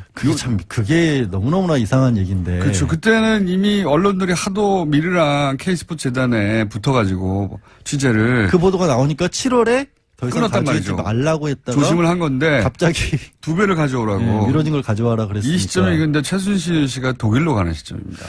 누구는 그런 얘기도 해요. 독일에서 무슨 뭐 최순실 씨가 007 가방 2개를 들고 있는 걸 봤다 식당에서. 007 가방이나 들 수 있죠. 네, 근데 이제 그건 확인해 봐야 되는 게 국정원도 같은 경우는 옛날부터 원화가 아니라 달러나 엔화로 많이 또 거래를 했었거든요. 혹시 그 돈이 외화로 왔는지도 추가적으로 확인해 봐야 돼요. 만약에 외화로 왔으면 그건 최순실에게 직접 전달될 가능성이 굉장히 높아요. 시점상 그러하여 그러니까 이제 그때까지만 해도 최순실의 존재가 본격적으로 드러나서 자신과 직접 연결고리가 드러날 것까지는 생각 안 했다고 보는 게 맞는 게 당시 우병우 민정수석은 이거 덮을 수 있다라는 취지에 그리고 법적으로 문제가 없다는 취지에 그거가 이제 그 얘기가 무슨 얘기냐면 보고를 하고 있었다고 하니까 K스포츠하고 미르재단에 관해서 언론에서 문제를 삼으니까 그거를 이제 안목은 비서관이 그럼 이거 법적으로 어떤 문제가 되는지를 검토를 해달라 그랬는데 그때 그 우병우 전 수석이 만들어낸 법률 문건은 K와 미르에 돈이 나간 건 맞는데 최순실은 공무원 신분도 아니고 그러니까 법적으로 문제될 게 없고 최순실이 만약에 거기서 뭔가를 빼냈다면 횡령인데 아직까지는 빼낸 적도 없기 때문에 문제가 없습니다라고 문건을 만들어줬다는 거예요. 그래서 최순실의 존재를 부인하고 K스포츠와 미르재단에 뭐 어떤 불법이나 이런 게 있다면 단호하게 대처해야 된다. 이런 식의 얘기가 나갔죠. 그것만 나간 거죠. 그 바람에 화를 키웠죠, 사실은. 다행이죠. 다행인데 그래서 오히려 전모가 드러나게 되는 쌓여서 터진 거죠. 근데 그렇죠. 제 말은 그런 인식하에 있던 상황이었기 때문에 충분히 예를 들어서 뭐 어차피 들키지 않을 돈이니까 예를 들어 조용히 멀리 나가 있는데 어떤 뭐 차비 뭐 이런 개념으로 우리한테는 차비로 이용이면 어마어마하지만 근데 그것도 지금 얘기한 것도 그런 가능성도 한번 타진해봐야 된다. 뭐 있고 왜냐하면 액수도 좀씩 바뀌었거든요. 오늘 이제 국정원장 세 사람 남재준, 이병기, 이병호, 박 전 대통령 재임 시절의 국정원장 세 사람 중에서 첫 번째로 남재준 원장을 불러요. 남 원장이 2014년 5월까지 국정원장으로 있었는데 그때까지만 해도 또 5천만 원씩 받았다고 하거든요. 네. 그러다가 이병기 원장으로 바뀌면서부터 1억 원으로 또 돈을 올렸다는 거죠. 네. 그러니까 그리고 받기 시작한 시점도 재임하자마자 받은 게 아니고 3개월 정도 지나서부터 받기 시작했고 네. 그러니까 이게 글자 그대로 자기 마음대로 받았다는 거죠. 그리고 나서 그 돈을 쏜 용처 중에 딴 건 모르지만 밝혀진 것 중에 하나는 3인방한테만 3천만 원씩 명절에 줬다는 거니까. 그거는 이제 그쵸 이제 떡값이네요. 네, 떡값 그건 완전한 떡값인데. 근데 이제 그 떡값을 모두에게 주는 게 아니라 그 세 사람에게만 3천만 원씩 줬다. 그 친한 사람이니까 정말 믿을 사람은 셋밖에 없다라고 생각을 했으나 요즘 분위기를 보면 결국 못 믿을 사람인 걸로 드러나고 있긴 하죠. 자기들도 살아야죠. 네. 그러면 이런 지금까지 예를 들어서 그 3천만 원 줬다 또는 뭐 5천만 원씩 받다 1억씩 받다가 또 2억도 받고 용처를 알 수 없고 이럴 경우 현재까지 밝혀진 것만으로 적용할 수 있는 게 뭡니까? 국고손실죄는 명백해요. 국고손실죄. 네, 왜냐하면 국정원에서 돈이 빠져나간 게 맞거든요. 명백한 것이고. 명백한 거예요. 네. 1억 원 이상의 경우에는 국고손실죄 적용한다라는 형이 게 얼마나 됩니까? 그건? 판례로 나와 있고요. 그것만 해도 법정형으로 제가 기억이 안 나는데 보통 5년 이상은 나와요. 가능해요. 1억 국고손실이면 크니까요. 네. 40억이면 뭐. 이건 뭐 어마어마한 돈이죠. 횡령죄 같은 경우에도 최근 경제사무는 7, 8년까지 나오거든요. 근데 그것보다도 더 큰 돈이기 때문에 그것만 해도 확실하고 또 그 돈이 뇌물이 아니라고 할지라도 많이들 얘기하잖아요. 뇌물죄가 걸리면 뭐 끝장이고요. 이건 본인은 한 푼도 부정한 돈을 받은 적이 없다라고 했잖아요. 네. 근데 국정원 돈 그렇게 받아갔다는 게 나왔기 때문에 그 부분에 있어서는 더 이상 변명의 여지가 없어진 거죠. 그러면 이 3인방에게 적용되는 혐의는 3인방이 이게 좀 애매해요. 네. 그래서 아까도 이제 본인들은 어디서 썼는지도 모른다고 하는데 그렇죠. 본인들은 전달만 했다라고 하고 전달만. 있고 근데 검찰에서는 뇌물수수 공범으로 보는 이유가 3인방도 문고리였기 때문에 이들을 통하지 않고는 국정원도 부탁도 못했을 것이다. 그러니까 대통령이 가지고 있었던 막강한 인사권이라든가 권한의 일부를 공유하는 관계였다.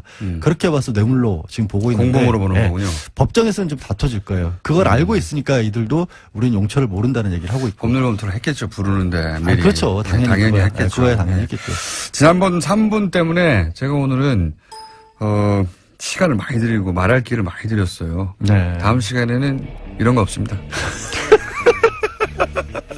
양지열 변호사였습니다. 감사합니다. 고맙습니다. 내일 뵙겠습니다. 안녕. 방향이 그렇게 수립된 걸로 보인다 이렇게 평가하시는 것 같고 연결해서 생각해 보면 오늘인가요? 내일인가요? 문 대통령이 바로 동남아로 떠나지 않습니까? 예, 베트남에서 열리는 국제회의 때문에. 동남아 3국, 인도네시아하고 간다고 하는데, 그것도 연결해서 생각해 볼 수 있는 얘기입니까? 그러니까 외교 지평을 확대하겠다 하는 것도? 그쪽은 그게 안보와 관련해서는 크게 직접 관련되는 건 없고, 이제 경제 쪽으로는 의미가 있죠. 그렇군요. 저는 의미가 있죠. 자, 이건 어떻습니까? 이제 무기 수입은 사실 우리가 항상 해오긴 해왔는데, 예. 그 액수도 이미 세계 1위를 기록하기도 하고, 근데 이제 무기 수입 자체야 해왔는데 중요한 건 그 무기가 정말 우리가 원했던 무기를 수입하지 못했던 경우가 많지 않습니까? 첨단 무기를 안 준다든가. 예. 이번에는, 어떻게 보십니까? 정찰기를 사는 것 같고, 예. 핵잠수함을 도입하는 것 같은데, 예.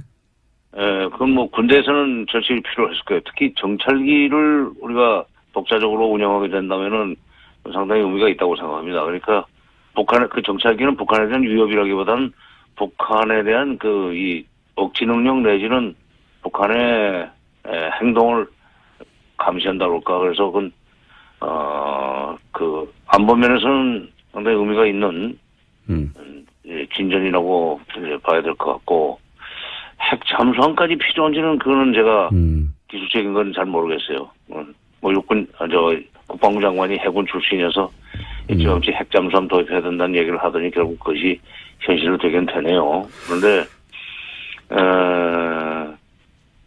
중요한 것은 지금 그런 걸 사주는 대신 트럼프가 북한을 상대로 해서 험악한 말을 쏟아내지 않고, 두 번째는 장비는 많이 있다. 그러나 이것을 쓸 일이 없어야 된다는 얘기를 하면서 외교적인 해법을 좀 모색하고 있는 것처럼 오늘 띄웠어요. 네, 발언을 여러 가지 그렇겠습니다. 움직임이 있다. 지금 뭐라고 얘기할 수는 없지만 여러 가지 움직임이 있는데, 그건 좀 두고 보자 하는 얘기를 했는데, 그거는 괜찮은 얘기 같아요. 미국 언론도 그런 반응인데, 이제 트럼프가 톤다운을 하고, 외교적으로 문제를 풀어야 한다는 식의 메시지를 내긴 냈으니까요. 네. 거꾸로 이제 장관님 걱정하셨던 거는 거꾸로 여기 와서 더 강성 발언을 쏟아낼까봐 일본을 거치고 와서 그런 걱정을 하셨는데, 다행히 아직까지는 없습니다. 국회에서는 뭐라고 할지 모르겠는데. 네, 그러니까 제가 그동안에, 이런 기회가 있을 때마다 얘기했던 거는 험악한 말을 쏟아낸 건 그만큼 공포 분위기를 조성해서 무기를 좀 팔려고 하는 거다 하는 분석을 하지 않았어요? 네. 일본에서도 무기를 많이 사줬습니다. 예. 그렇기 때문에 일본 총리가 대북 압박과 제재를 강화해야 된다는 얘기를 할 때 거기에 화답을 하지 않고 전략적인 끝냈다 하는 동문서답을 했어요. 네네. 그거부터가 지금 우리한테는 좋은 신호였죠. 걱정했는데 오히려 좋은 신호가 일본에서 나왔고, 그 연장선상에서 미국 간에 물밑 접촉이 있다는 것을 사실상 시인하고 움직임을 좀 지켜보자 하는 얘기를 하고, 그다음에 이제 무기를 팔았다. 네. 무기를 사주니까 그런 얘기까지 했는지 모르지만 어쨌든 선후 관계는 좀 다시 또 살펴봐야 되겠으나, 그러나 물밑 접촉이 곧 미국 간의 대화로 발전할 수 있다는 뉘앙스로 얘기한 것은 우리한테는 선물이라면 선물입니다. 이건 어떻습니까? 아니, 비싼 무기 사주고 그 정도 선물도 안 받아도 되겠어요? 그렇죠. 예. 사실, 무기는 계속 사왔긴 합니다만, 생색을, 자기도 이제 미국에 무기를 이렇게 많이 팔았다. 미국에 돌아갈 때. 그런 성과를 자랑해야 되겠죠. 그러면. 솔직해요, 그 사람. 예. 이제 앞으로 일자리가 많이 늘어나겠다는 얘기는 무기 공장을 더 키울 수 있다는 얘기를 했는데. 네네. 이제 그런 사람들, 그러니까 백인의 노동자들이 그 트럼프의 지지 세력 아닙니까? 그 사람들을 그렇죠. 의식하고 한 발언이에요. 그렇겠죠. 그리고 무기는 그렇다고 치고, 그러면 우리가 얻어낼 게 뭐였냐. 이게 이제 소위 대화 관련 발언들, 그리고 이제 강성방을 늘어뜨리고, 북한과 외교적으로 해결하겠다. 이런 걸 얻어낸 거라고 보는데, 또 한 가지가 거론되는 게 코리아 패싱에 대한 끊임없는 얘기가 나왔었는데, 예, 이 얘기를 적어도 회담에서는 없다고 선언한 것은 어떤 효과가 있을까요? 글쎄, 면전에서 코리아 패싱 하겠다고 얘기하겠습니까? 저도 그렇게 생각합니다. 네. 아니, 나중에 헐망정 그렇게는 안 하죠. 예. 아니, 코리아 패싱이라는 건 그리고 우리가 잘못해가지고 코리아 패싱 당하는 거기 때문에, 예. 앞으로 한미 관계, 한중 관계 또는 남북 관계를 잘 꾸려나가면은, 코리아 패싱은 안 일어나죠. 그러니까 코리아 패싱은 우리 하기 나름입니다. 예. 그리고 이제 우리를 제끼고 할 수만은 없어요. 우리가 잘 감시를 하고 남북 관계를 잘 관리해 나가면은 코리아 패싱은 안 일어나죠. 국내 정치적 효과 정도는 있겠다. 저도 그렇게 생각합니다. 네, 야당에서 계속 공격하던 것에 대해서 트럼프 대통령이 했던 말들을 틀어주면서 이제 더 이상 그런 말 하지 말라고 하는 국내 정치적 효과는 있겠지만 정말로 미국이 그런 마음 먹고 하게 되면 막을 길은 없죠. 예. 이건 어떻습니까? 코리아 패싱을 사전에 알려주고 하는 법이 어디 있어요? 그러면 코리아 패싱이 이미 아니기 때문에. 그렇죠. 예. 그런 일이 일어나지 않도록 하는 게 우리 외교력이다. 예. 이건 어떻습니까? 탄도 중량 제한. 이건 예전부터 우리 정권이, 우리 정부가 원해왔던 거 아닙니까? 보수 진보 가릴 것 없이. 그래도 뭐, 한 공짜 아니라고 생각해요. 예. 무기를 많이 사준 대신 이 정도는 얻어냈어. 무기 사는 얘기니까. 그 다음에 기술 제공 문제이기 때문에. 예. 공짜는 아니지만은, 보수 쪽에서 그런 것을, 좀 늘리게 되면은 안심이 된다고, 그걸 많이 주장을 해왔었는데, 그래서 우리 국내에 또 보수를 끌어안으면서 문재인 정부가 좀 더 전향적인 대북 정책이라든가 북핵 정책을 추진해 나갈 수 있는 기반은 될 겁니다.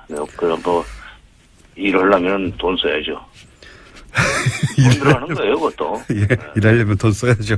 아주 간단하게 정리해 주셨는데. 예. 아니, 자식을 키우려면은 쓸 돈 안 쓸 돈 다 쓰면서 키우는 거 아니에요. 그러니까 나라를 운영하려면은, 더구나 외교하려면 쓸 돈 안 쓸 돈 써가면서, 한 걸음씩 앞으로 나가는 건데, 뭐 그렇게 탄도 중량 늘리는 것도 무기 구매 또는 기술 지원 차원에서 이해를 해야 되는 거고, 그렇게 해가면서 외교에서 조금 독자성이라고 그럴까, 대미 의존성을 탈피할 수 있다면, 장사로 치면 남는 장사죠. 손해는 안 봤어요. 손해는 안 보셨다고 중평을 하시는 거군요. 예. 예. 나도 이제 존말 해줘야지. 너무 박하게 하니까 섭섭하다고 그래서 안 돼요. 아니, 그건 일부러 그런 건 아니고, 이번 잘했어요. 예. 알겠습니다. 장관님이 잘했다고 하시니까 평상시에 쓴소리 많이 하시다가, 이번 정상회담은 나쁘지 않았나 봅니다. 마지막으로 한 가지만 더 여쭤보면, 지금 이제 뭐 북한과 우리 정부도 비공식 접촉이 있었다고 하고 지금 미국도 접촉이 있다고 얘기하고 있는데 이 물꼬가 언제쯤 트일까요? 어떻게 보십니까? 그동안 오랜 경험으로 보실 때. 그래서 이제 그 미중 정상회담까지 지켜보고 나서 전망을 해야 되겠지만 예. 아마도 이 평창 올림픽 문제를 가지고 남북이 좀 만나야 될 거예요. 평창. 예, 예. 그러면 2월이지만 그 사전 준비하려면 얼마 시간이 없습니다. 네네. 특히 처음에 문재인 대통령은 좀 단일팀을 구성하자는 얘기를 했지만 그건 현실적으로 조금 어려울 거예요. 선수들이 별로 안 좋아합니다. 단일팀은. 네. 자기가 나갈 수 있는 찬스가 그만큼 줄어드니까. 그러나 분산 개최 내용상 분산 개최고 공동 개최는 가능할 거예요. 그래서 제가 저 얘기는 건네볼 수 있지 않는 그 생각을 하고 있는 것이 뭐냐면 지금 김정은 시대에 들어와서 김정은이 작심을 하고 개발한 것이 마식령 스키장입니다. 어허. 예. 그 비행장도 만들었어요. 갈마 비행장이라고 원산 쪽이죠. 그러니까 우리가 그 평창 올림픽을 위해서 뭐 용평 쪽에다 스키장을 크게 건설한 것은 아깝지는 하지만 예. 그쪽에서 경기 일부를 하는 식으로 해서 공동 개최 형식으로 하면은 북한이 상당히 매력적으로 생각하고 대화를 시작할 수 있지 않겠는가. 그래서 그걸 화두를 열어놓고 그다음에 설계기 이산가족 상봉을 위한 적자회담은 다시 한번 건네볼 필요가 있지 않나 하는 생각이 드네요. 알겠습니다. 오늘 여기까지 듣겠고요. 예. 평창 올림픽을 잘 활용해야 된다는 얘기는 다시 한번 저희가 연결해서 자세히 들어보도록 하겠습니다. 오늘은 여기까지 하겠습니다. 감사합니다. 예. 지금까지 정세현 전 통일부 장관이었습니다.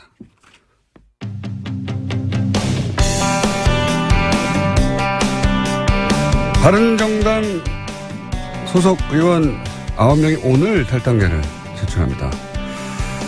황영철 의원 연결해서 이야기 들어보겠습니다. 안녕하세요, 의원님. 예, 황영철입니다. 반갑습니다. 네. 이런 인터뷰는 항상 곤혹스럽시죠? 예.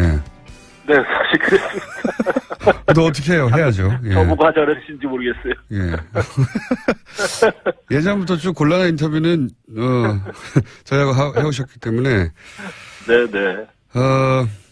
사실, 여러 가지 이유를 표면적으로 되긴 됩니다만, 가장 중요한 이유가 뭡니까? 탈당하게 된. 뭐 가장 중요한 이유는 지역에서의 목소리라고 봐야죠. 보수 지지층의 목소리.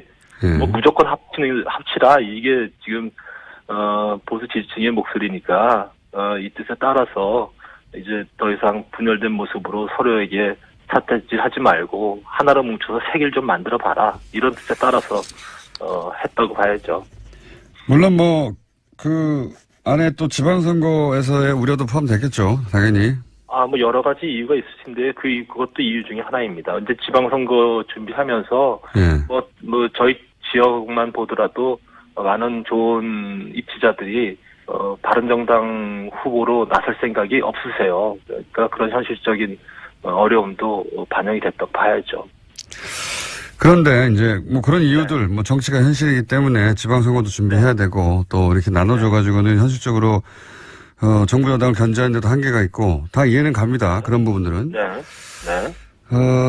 그런데 이제 이전부터 쭉 탈당파, 네. 통합파, 뭐라고 보든 간, 9분들이 거의 비슷하게 말씀하셨던 것 중에 하나가 박근혜 전 대통령 제명만으로는 안 된다는 요구를 오랫동안 해오셨잖아요.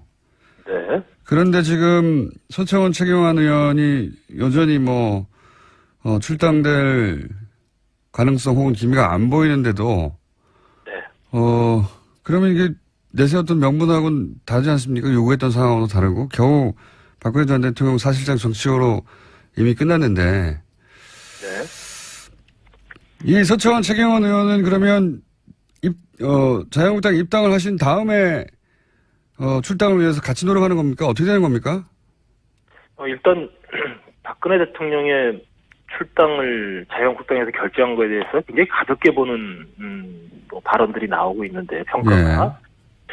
저는 자유한국당 내 지금 정치정 속에서 박근혜 대통령 출당을 결단한 홍준표 대표의 노력은 높이 예. 평가해야 된다고 보고 있어요.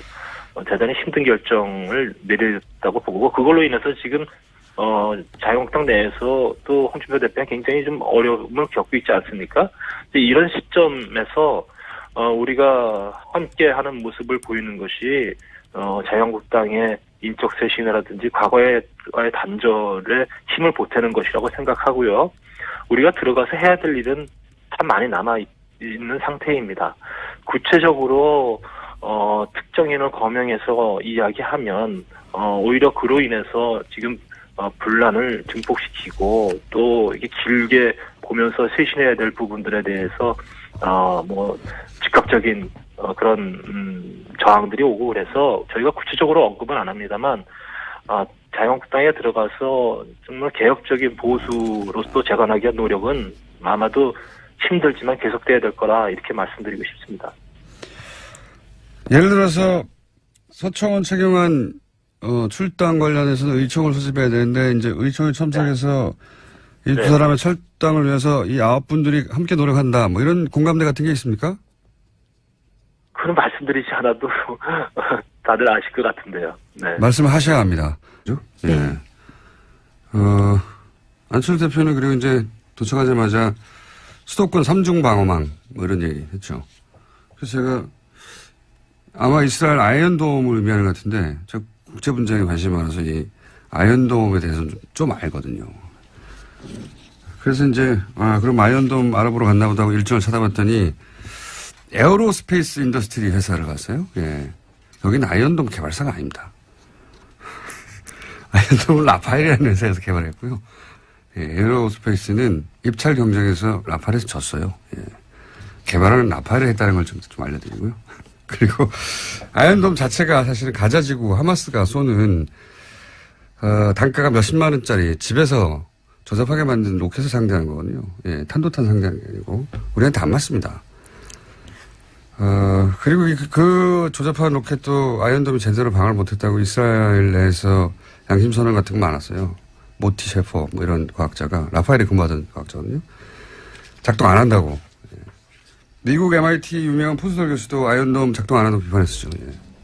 저희랑 인터뷰 한 번 했었는데 포스덜 교수 한번 인터뷰해야겠네요. 아이언돔 작동하는가. 약간 두 양반이 못 갔다. 예, 예. 그런 경우가 그렇게 많지 않거든요. 정당의 대표가 미국 대통령 정도 방문하면 만찬에 거의 100% 참석하는데 두 분이나 못 갔어요. 예, 특이한 경우입니다. 자, 다음 뉴스는요. 네, 지난해 미국 대선 당시 트럼프 캠프와 러시아 간 내통 의혹을 수사하고 있는 로버트 뮬러 특검이요. 이번에 최소 9명 정도를 집중적으로 조사하고 있다고 워싱턴 포스트가 보도했습니다. 여기에는 도널드 트럼프 주니어, 또 사위인 제널드 큐시너 백악관 선임 고문 같은 사람들의 이름이 올라가 있습니다. 이거는 트럼프 대통령을 굉장히 긴장시킬 것 같습니다. 왜냐하면 여기 큰아들하고 첫 번째 사위가 연루됐잖아요. 예. 두 사람 다 지금 청와대가 아니죠. 백악관에서 굉장히 중요한 역할을 맡고 있고, 게다가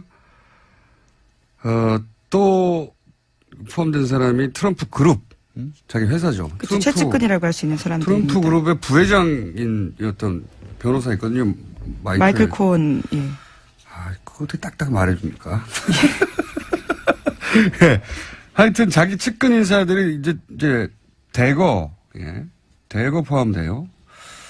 여기서 가족들이나 부회장이 또 연루된 걸로 나오면 이건 이제 전국이 어떻게 될지 모릅니다. 이거 최순실 게이트가 그랬듯이 주변부로부터 다가오는 건데 미국 특검 안 봐주거든요. 예. 어떻게 될지. 그런 뉴스도 나왔습니다. 자, 오늘 여기까지 해야 되겠습니다. 사인의 김은지였습니다. 감사합니다.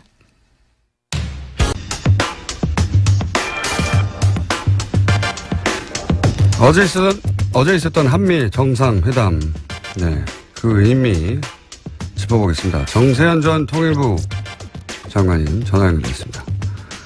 안녕하세요, 가치원 장관님. 예, 안녕하세요. 자, 요즘 이렇게 저희 섭외에 잘 응해주셔서 대단히 감사합니다. 섭외 잘 응하자면 까칠하고 자꾸 그러니까. 자, 한미 정상회담에 대해서 걱정을 많이 하셨었어요. 예, 트럼프가 워낙 노련한 장사꾼이라, 예, 일본에서 여러 가지 얘기 듣고 와서 폭탄 발언하는 거 아니냐 걱정 많이 하셨는데, 일단 이 정상회담이 뭐 짧긴 했습니다만 여러 가지 메시지 나왔으니까 총평을 해보시자면요. 정상회담 시간이 짧은 걸 가지고 시비를 거는 당도 있기는 있대요. 근데 예. 한미 간에는 우리 외교부와 저쪽의 국무부 또는 백악관과 청와대가 사전 조율을 할 수 있는 그런 관계이기 때문에, 예. 사전 조율을 할 수 있는 관계이기 때문에 정상이 같이 만나서 얘기하는 시간이 꼭 길지 않아도 괜찮습니다. 미리 다 조율됐다. 예. 그렇죠. 시간은 중요한 게 아니었고, 예. 시간이 중요한 건 아니에요. 남북 정상은 좀 달라요. 완전히 그건 정상이 직접 협상을 해야 되니까. 근데 이번에 총평을 한다면은 절반의 성공 이상은 좀 된 것 같아요. 그렇게 보십니까? 예. 굉장히 까칠하게 평가하시는 분인데, 문재인 정부에 대해서도 대북 정책에 대해서 여러 가지 지적하셨는데, 요 정상회담은 절반 이상은 성과를 얻었다 이렇게 보십니까? 어떤 부분에서 그렇습니까? 물론 이제 수십억 달러의 무기를 사주기로 한 것은 사실인 것 같습니다. 예. 트럼프 대통령이 이렇게 터뜨려버려서 네. 알게 됐지만은 사실은 같지만 이번 정상회담에서 공동 기자회견이나 이런 데서 나오는 용어들을 좀 보면은 그동안에 대미 일변도 외교에서 좀 벗어난 거 아니냐 하는 생각을 합니다. 어떤 점에서 그렇습니까? 균형 외교는 아니다 하는 얘기를 이제 길게 설명했지만 뒤에 가면은 외교의 지평을 넓힌다는 표현을 썼어요. 그렇죠. 예. 그 지평을 넓힌다는 얘기를 했는데 그거는 대미일변도에서 좀 벗어나가지고 중국과의 관계도 또 러시아의 관계도 또는 동북아 국가들과의 관계를 좀 더 활성화시켜야 한다는 그런 뜻으로 해석을 해야 될 것 같고, 그거는 31일 날 있었나요? 30인가? 31인가? 우리 외교부 장관이 국회 국정감사에서 답변할 때 3불 얘기하지 않았어요? 네네. 예. 사드 추가 배치하지 않겠다. MD 체제. MD 체제 편입하지 않는다. 예. 그다음에 한미일 관계를 군사 동맹 관계로 발전시키지 않는다는 3부를 얘기했는데. 일본과는 군사 동맹 없다. 예. 그렇죠. 예. 그거를 30일 날 외교부 장관의 국회 답변하고 이번에 공동 기자회견에 나온 균형 외교 이걸 연결시켜 보면은 사실상 균형 외교가 아니라 외교 지평 확대. 예. 사실상 미국과 중국 사이에 등거리 외교로 나갈 수 있는 어떤 도약되는 말을 한 것이 아닌가. 그래서 제가 이번에 점수를 좀 잘 줘야 된다는 생각을 하고 있습니다. 항상 그런 말씀하셨죠. 그렇게 한미 외교에만 집중하면 안 된다고. 예. 예.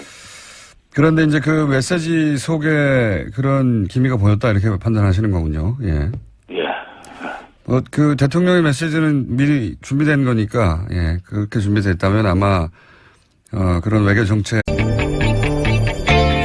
안녕하세요. 김어준입니다. 국정원 댓글 수사를 방해할 목적으로 가짜 사무실을 만들고 가짜 서류를 채워 넣었던 수사 방해 사건. 이 사건 관련해 국정원에 파견됐던 변창훈 검사의 죽음을 두고 자유한국당 김진태 의원은 당장 죽음의 구판을 멈추라고 주장했습니다. 자유한국당 법사위원들은 윤석열 중앙지검장과 문무일 검찰총장의 사퇴를 요구하고 나섰습니다. 그래요? 변 검사를 죽음에 이르게 한 절대적 책임은 박근혜 정부 탄생의 정당성을 뒤흔들 댓글 수사를 방해하기 위해서 가짜 사무실 공작을 지시한 정치 세력에게 있는 겁니다. 그 세력이 누굽니까? 범죄를 은폐하기 위해서 영화 세트처럼 가짜 사무실을 만든 공작이 언제 누구에 의해 이루어졌나? 박근혜 정부 임기 초 박근혜 전 대통령이 임명한 남재준 국정원장의 국정원에서 자행된 겁니다. 변 검사 죽음의 억울함을 그나마 풀어주려면 수사를 멈추고 검찰 수뇌부가 사퇴할 것이 아니라 오히려 멀쩡한 검사를 그런 말도 안 되는 공작에 동원했던 자들을 단 한 사람도 빼지 않고 모조리 차단해서 모두 엄벌에 처해야 하는 겁니다. 수사를 멈추란요. 턱도 없는 소리입니다. 김어준 생각이었습니다.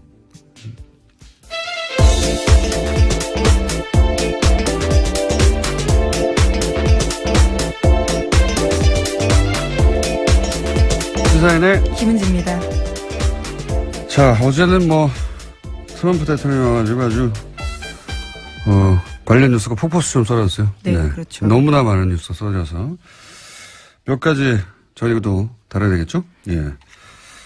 우선 첫 번째 뉴스가 뭡니까? 네, 가장 눈에 띄었던 건 어제 정상회담 한 다음에 했던 공동 기자회견이었는데요. 이 자리에서 트럼프 대통령은 한국은 단순한 오랜 동맹국이 아닌 그 이상이다라고 강조했습니다. 그러면서 모두 발언한 다음에 취재진의 질의응답 시간 가졌는데요.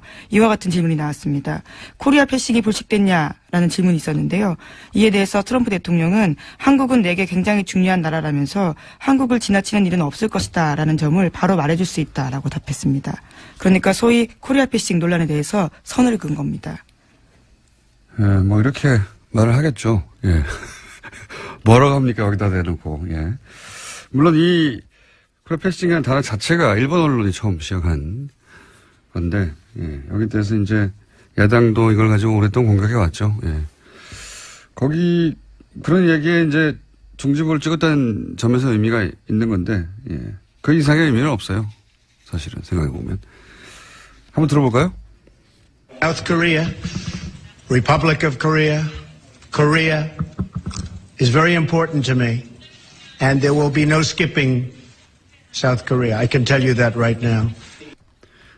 똑같은 말로 야당이 공격할 명분을 잃었다. 이 정도 의미죠. 예. 실제 미국이 이제 자국의 이익에 따라 움직이겠죠. 언제나. 예.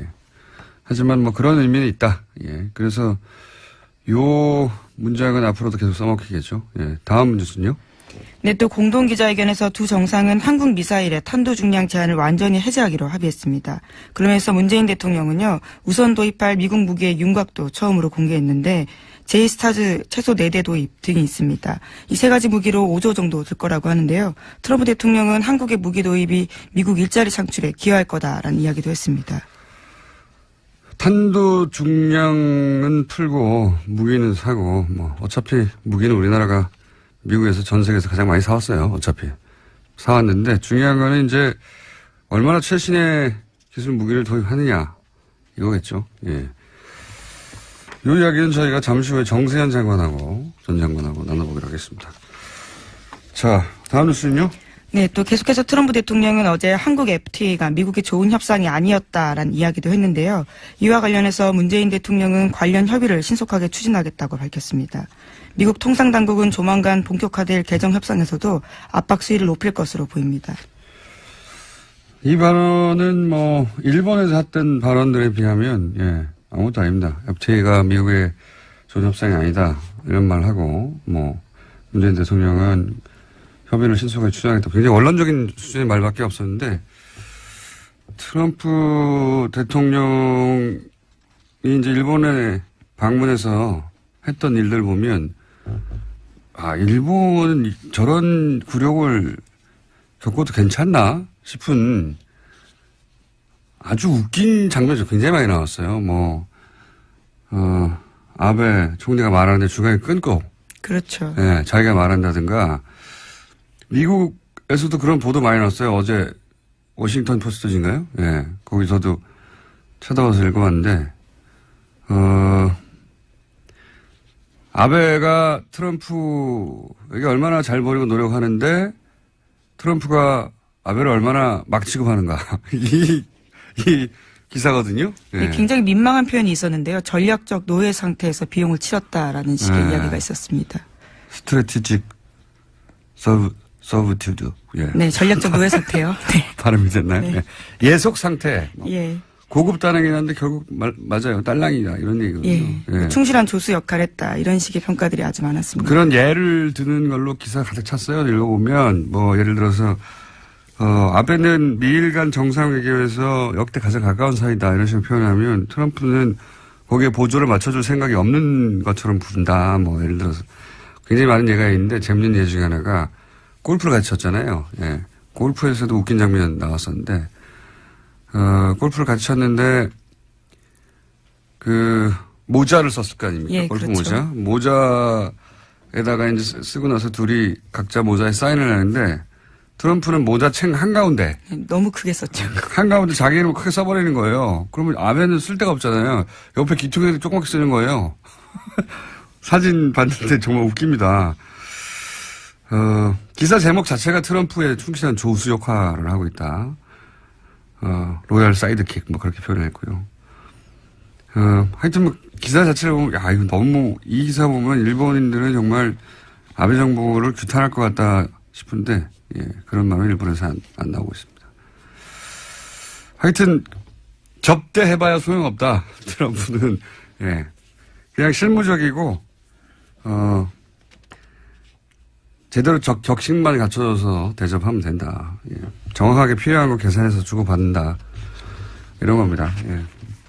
하여튼 관련해서 미국 언론에서도 트럼프가 한국에 가서는 톤다운 했다 뭐 이런 얘기가 나오죠. 예. 예, 물론 오늘까지 일정이 있기 때문에 아직은 봐야 되겠지만요. 이제까지의 말폭탄을 터뜨렸던 전례에 비하면 어제 한미 정상회담 결과에 대해서는 미국 언론도 트럼프가 매우 자제했다라는 평가 내놓고 있습니다. 오늘 뭐 국회 연설만 넘어가면 예, 폭탄은 터뜨리지 않고 갈 것 같아요. 개인적으로 관련 뉴스가 많은데 이 정도 하죠. 뭐 중요한 건 이 정도인 것 같은데 개인적으로 흥미로웠던 장면 두 가지. 하나는 친박단체가 트럼프 방문에 뭐랄까요, 이 한미 정상회담에 기여했어요. 성조기와 태극기를 같이 흔들었죠. 예, 박근혜를 외쳤다고 하긴 하는데 어차피 뭐 트럼프 한국말 모르니까 자기가 환영한 줄 알겠죠. 굉장히 기이한 방식으로 예, 한미 정상회담을 친박단체가 도왔다. 두 번째 제가 흥미로웠던 장면은 기사를 보다가 왜 박효신 씨의 야생화인가 이거 궁금하지 않으셨어요? 예, 환영 만찬에 불렀던 노래죠. 예. 그래서 기사를 찾아봤더니 어려운 상황에서 양국 관계를 아름답게 발전시키자 그런 의미를 담았다는 거예요. 이게 무슨 소린가 개뿔 이런 생각이 들어서 제가 청와대 관계자한테 연락해가지고 이게 무슨 소리냐 왜냐 그랬더니 바쁘다고 딸랑 얘기한 게 가사를 음미하면 알 수 있다는 거예요. 그래서 음미를 해봐야 되겠군요. 북핵과 한미 외교가 걸린 중요한 가사거든요. 그래서 제가 가사를 음미하고 잠시 저희 해석을 제가 이게 첫 가사가 이거예요. 하얗게 피어난 오름꽃 하나가 얼음꽃 하나가 달가운 바람에 얼굴을 내밀어. 무슨 뜻인 것 같습니까? 제가 이렇게 쭉 음미를 하다 보니까 한 몇십 번 들었거든요. 예. 아, 그렇게까지 공을 들여서. 왜냐하면 해석을 이게 하셨군요. 중요한 노래라고 하니까 가사를 음미하면. 하얗게 백인입니다. 트럼프예요. 그러니까 개인적인 다 해석이신 거잖아요. 그렇죠? 예. 예, 작사가는 전혀 의도하지 않았던. 그런 거는 예. 물어볼 시간이 없었고요. 예. 그분은 어제 공연했기 때문에. 예. 하얗게 백인 트럼프. 예. 피어난 얼음꽃, 피어난 버짐입니다. 겨울에 하얗게 핀 버짐. 낮은 지질 북핵 문제, 피부 트러블이 생긴 거죠. 그 다음에 이제 달이 뭡니까? 문재인 대통령 아닙니까? 별명? 예. 의문의 여지가 없죠, 가운. 의사들이 입는 옷이죠, 가운. 너무 심하신 것 같은데요, 지금. 거기에 그렇게. 그래서 문재인 대통령이 가운을 입자 버짐 치료를 해서 얼굴을 내밀어. 예. 정확한 해석이라고 보고요. 다음, 그래서 쭉 하다가, 또 있네. 청와대 관계자가 당황할 것 같습니다. 이렇게 해석하실 한 줄기 햇살에 목을 녹이다. 그렇게 너는 또 한번 내게 온다. 예. 햇살, 이거 햇볕 정책이죠? 작사가가 전혀 동의하지 않은 해석이라고 여러 차례 말씀드려야 될 것 햇볕 정책 같은데요. 때문에 문재인에게 온다. 이런 얘기고요. 그리고 뭐, 사랑의 피고, 타버리는 불꽃, 뭐 이런 거.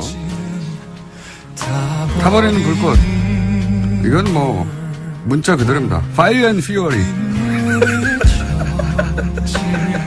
네, 화염과 불꽃에 대해서 이야기했습니다. 꺼지는 거죠. Fire and Fury가 여기 와가지고. 예. 나머지 가사 또 여러 가지가 있는데, 각자 해보시고요. 예. 굉장히 좀 어려운 대목이 하나 나와요. 요거만 제가 서비스 하나만 더 하면은, 메말라가는, 되게 잘했어요. 메말라가는 온몸이 타들어가고, 이게 좀 어려웠어요, 제가. 뭐냐면은, 발사체 입장을 표현한 겁니다, 발사체. 우리가 이제 탄도 중량 무제한으로 합의를 했잖아요. 그동안에 사거리가 짧아가지고, 예, 발사체들이 도달하지 못하고, 목적지에 꺼져버린 발사체의 애환, 이런 으로 표현한 거죠. 예. 김어준 공장장이 지극히 주관적인 가사 해석이라고 보면 되겠죠. 저는 이 노래를 듣고 미사일 중량 해제를 예상했습니다. 여러분도 각자 해보시고, 예. 가사가 중요하다고 하니까요. 아니, 가사가 중요하다는데 아무도 해설을 안 해줘가지고, 심심해가지고 한번 해봤습니다. 여러분도 각자 버전을 저희한테 보내주시면 소개해드리겠습니다. 자, 다음 뉴스는 뭐 있습니까? 네, TV조선이 계속해서 이건희 삼성전자 회장의 건강이 호전되었다라는 보도를 하고 있는데요. 혼자 휠체어에 앉아있는 모습 등을 내보냈습니다. 이에 대해서 삼성 서울병원 쪽에서도 건강 상태가 호전된 것은 사실이다라고 밝혔다라고 하는데요. 인지 능력이 서서히 회복 중이라고 주장하고 있습니다. 이게, 의식불명이 되게 3년이 됐죠. 예. 간간히 이런 뉴스가 나왔어요. 간간히. 예.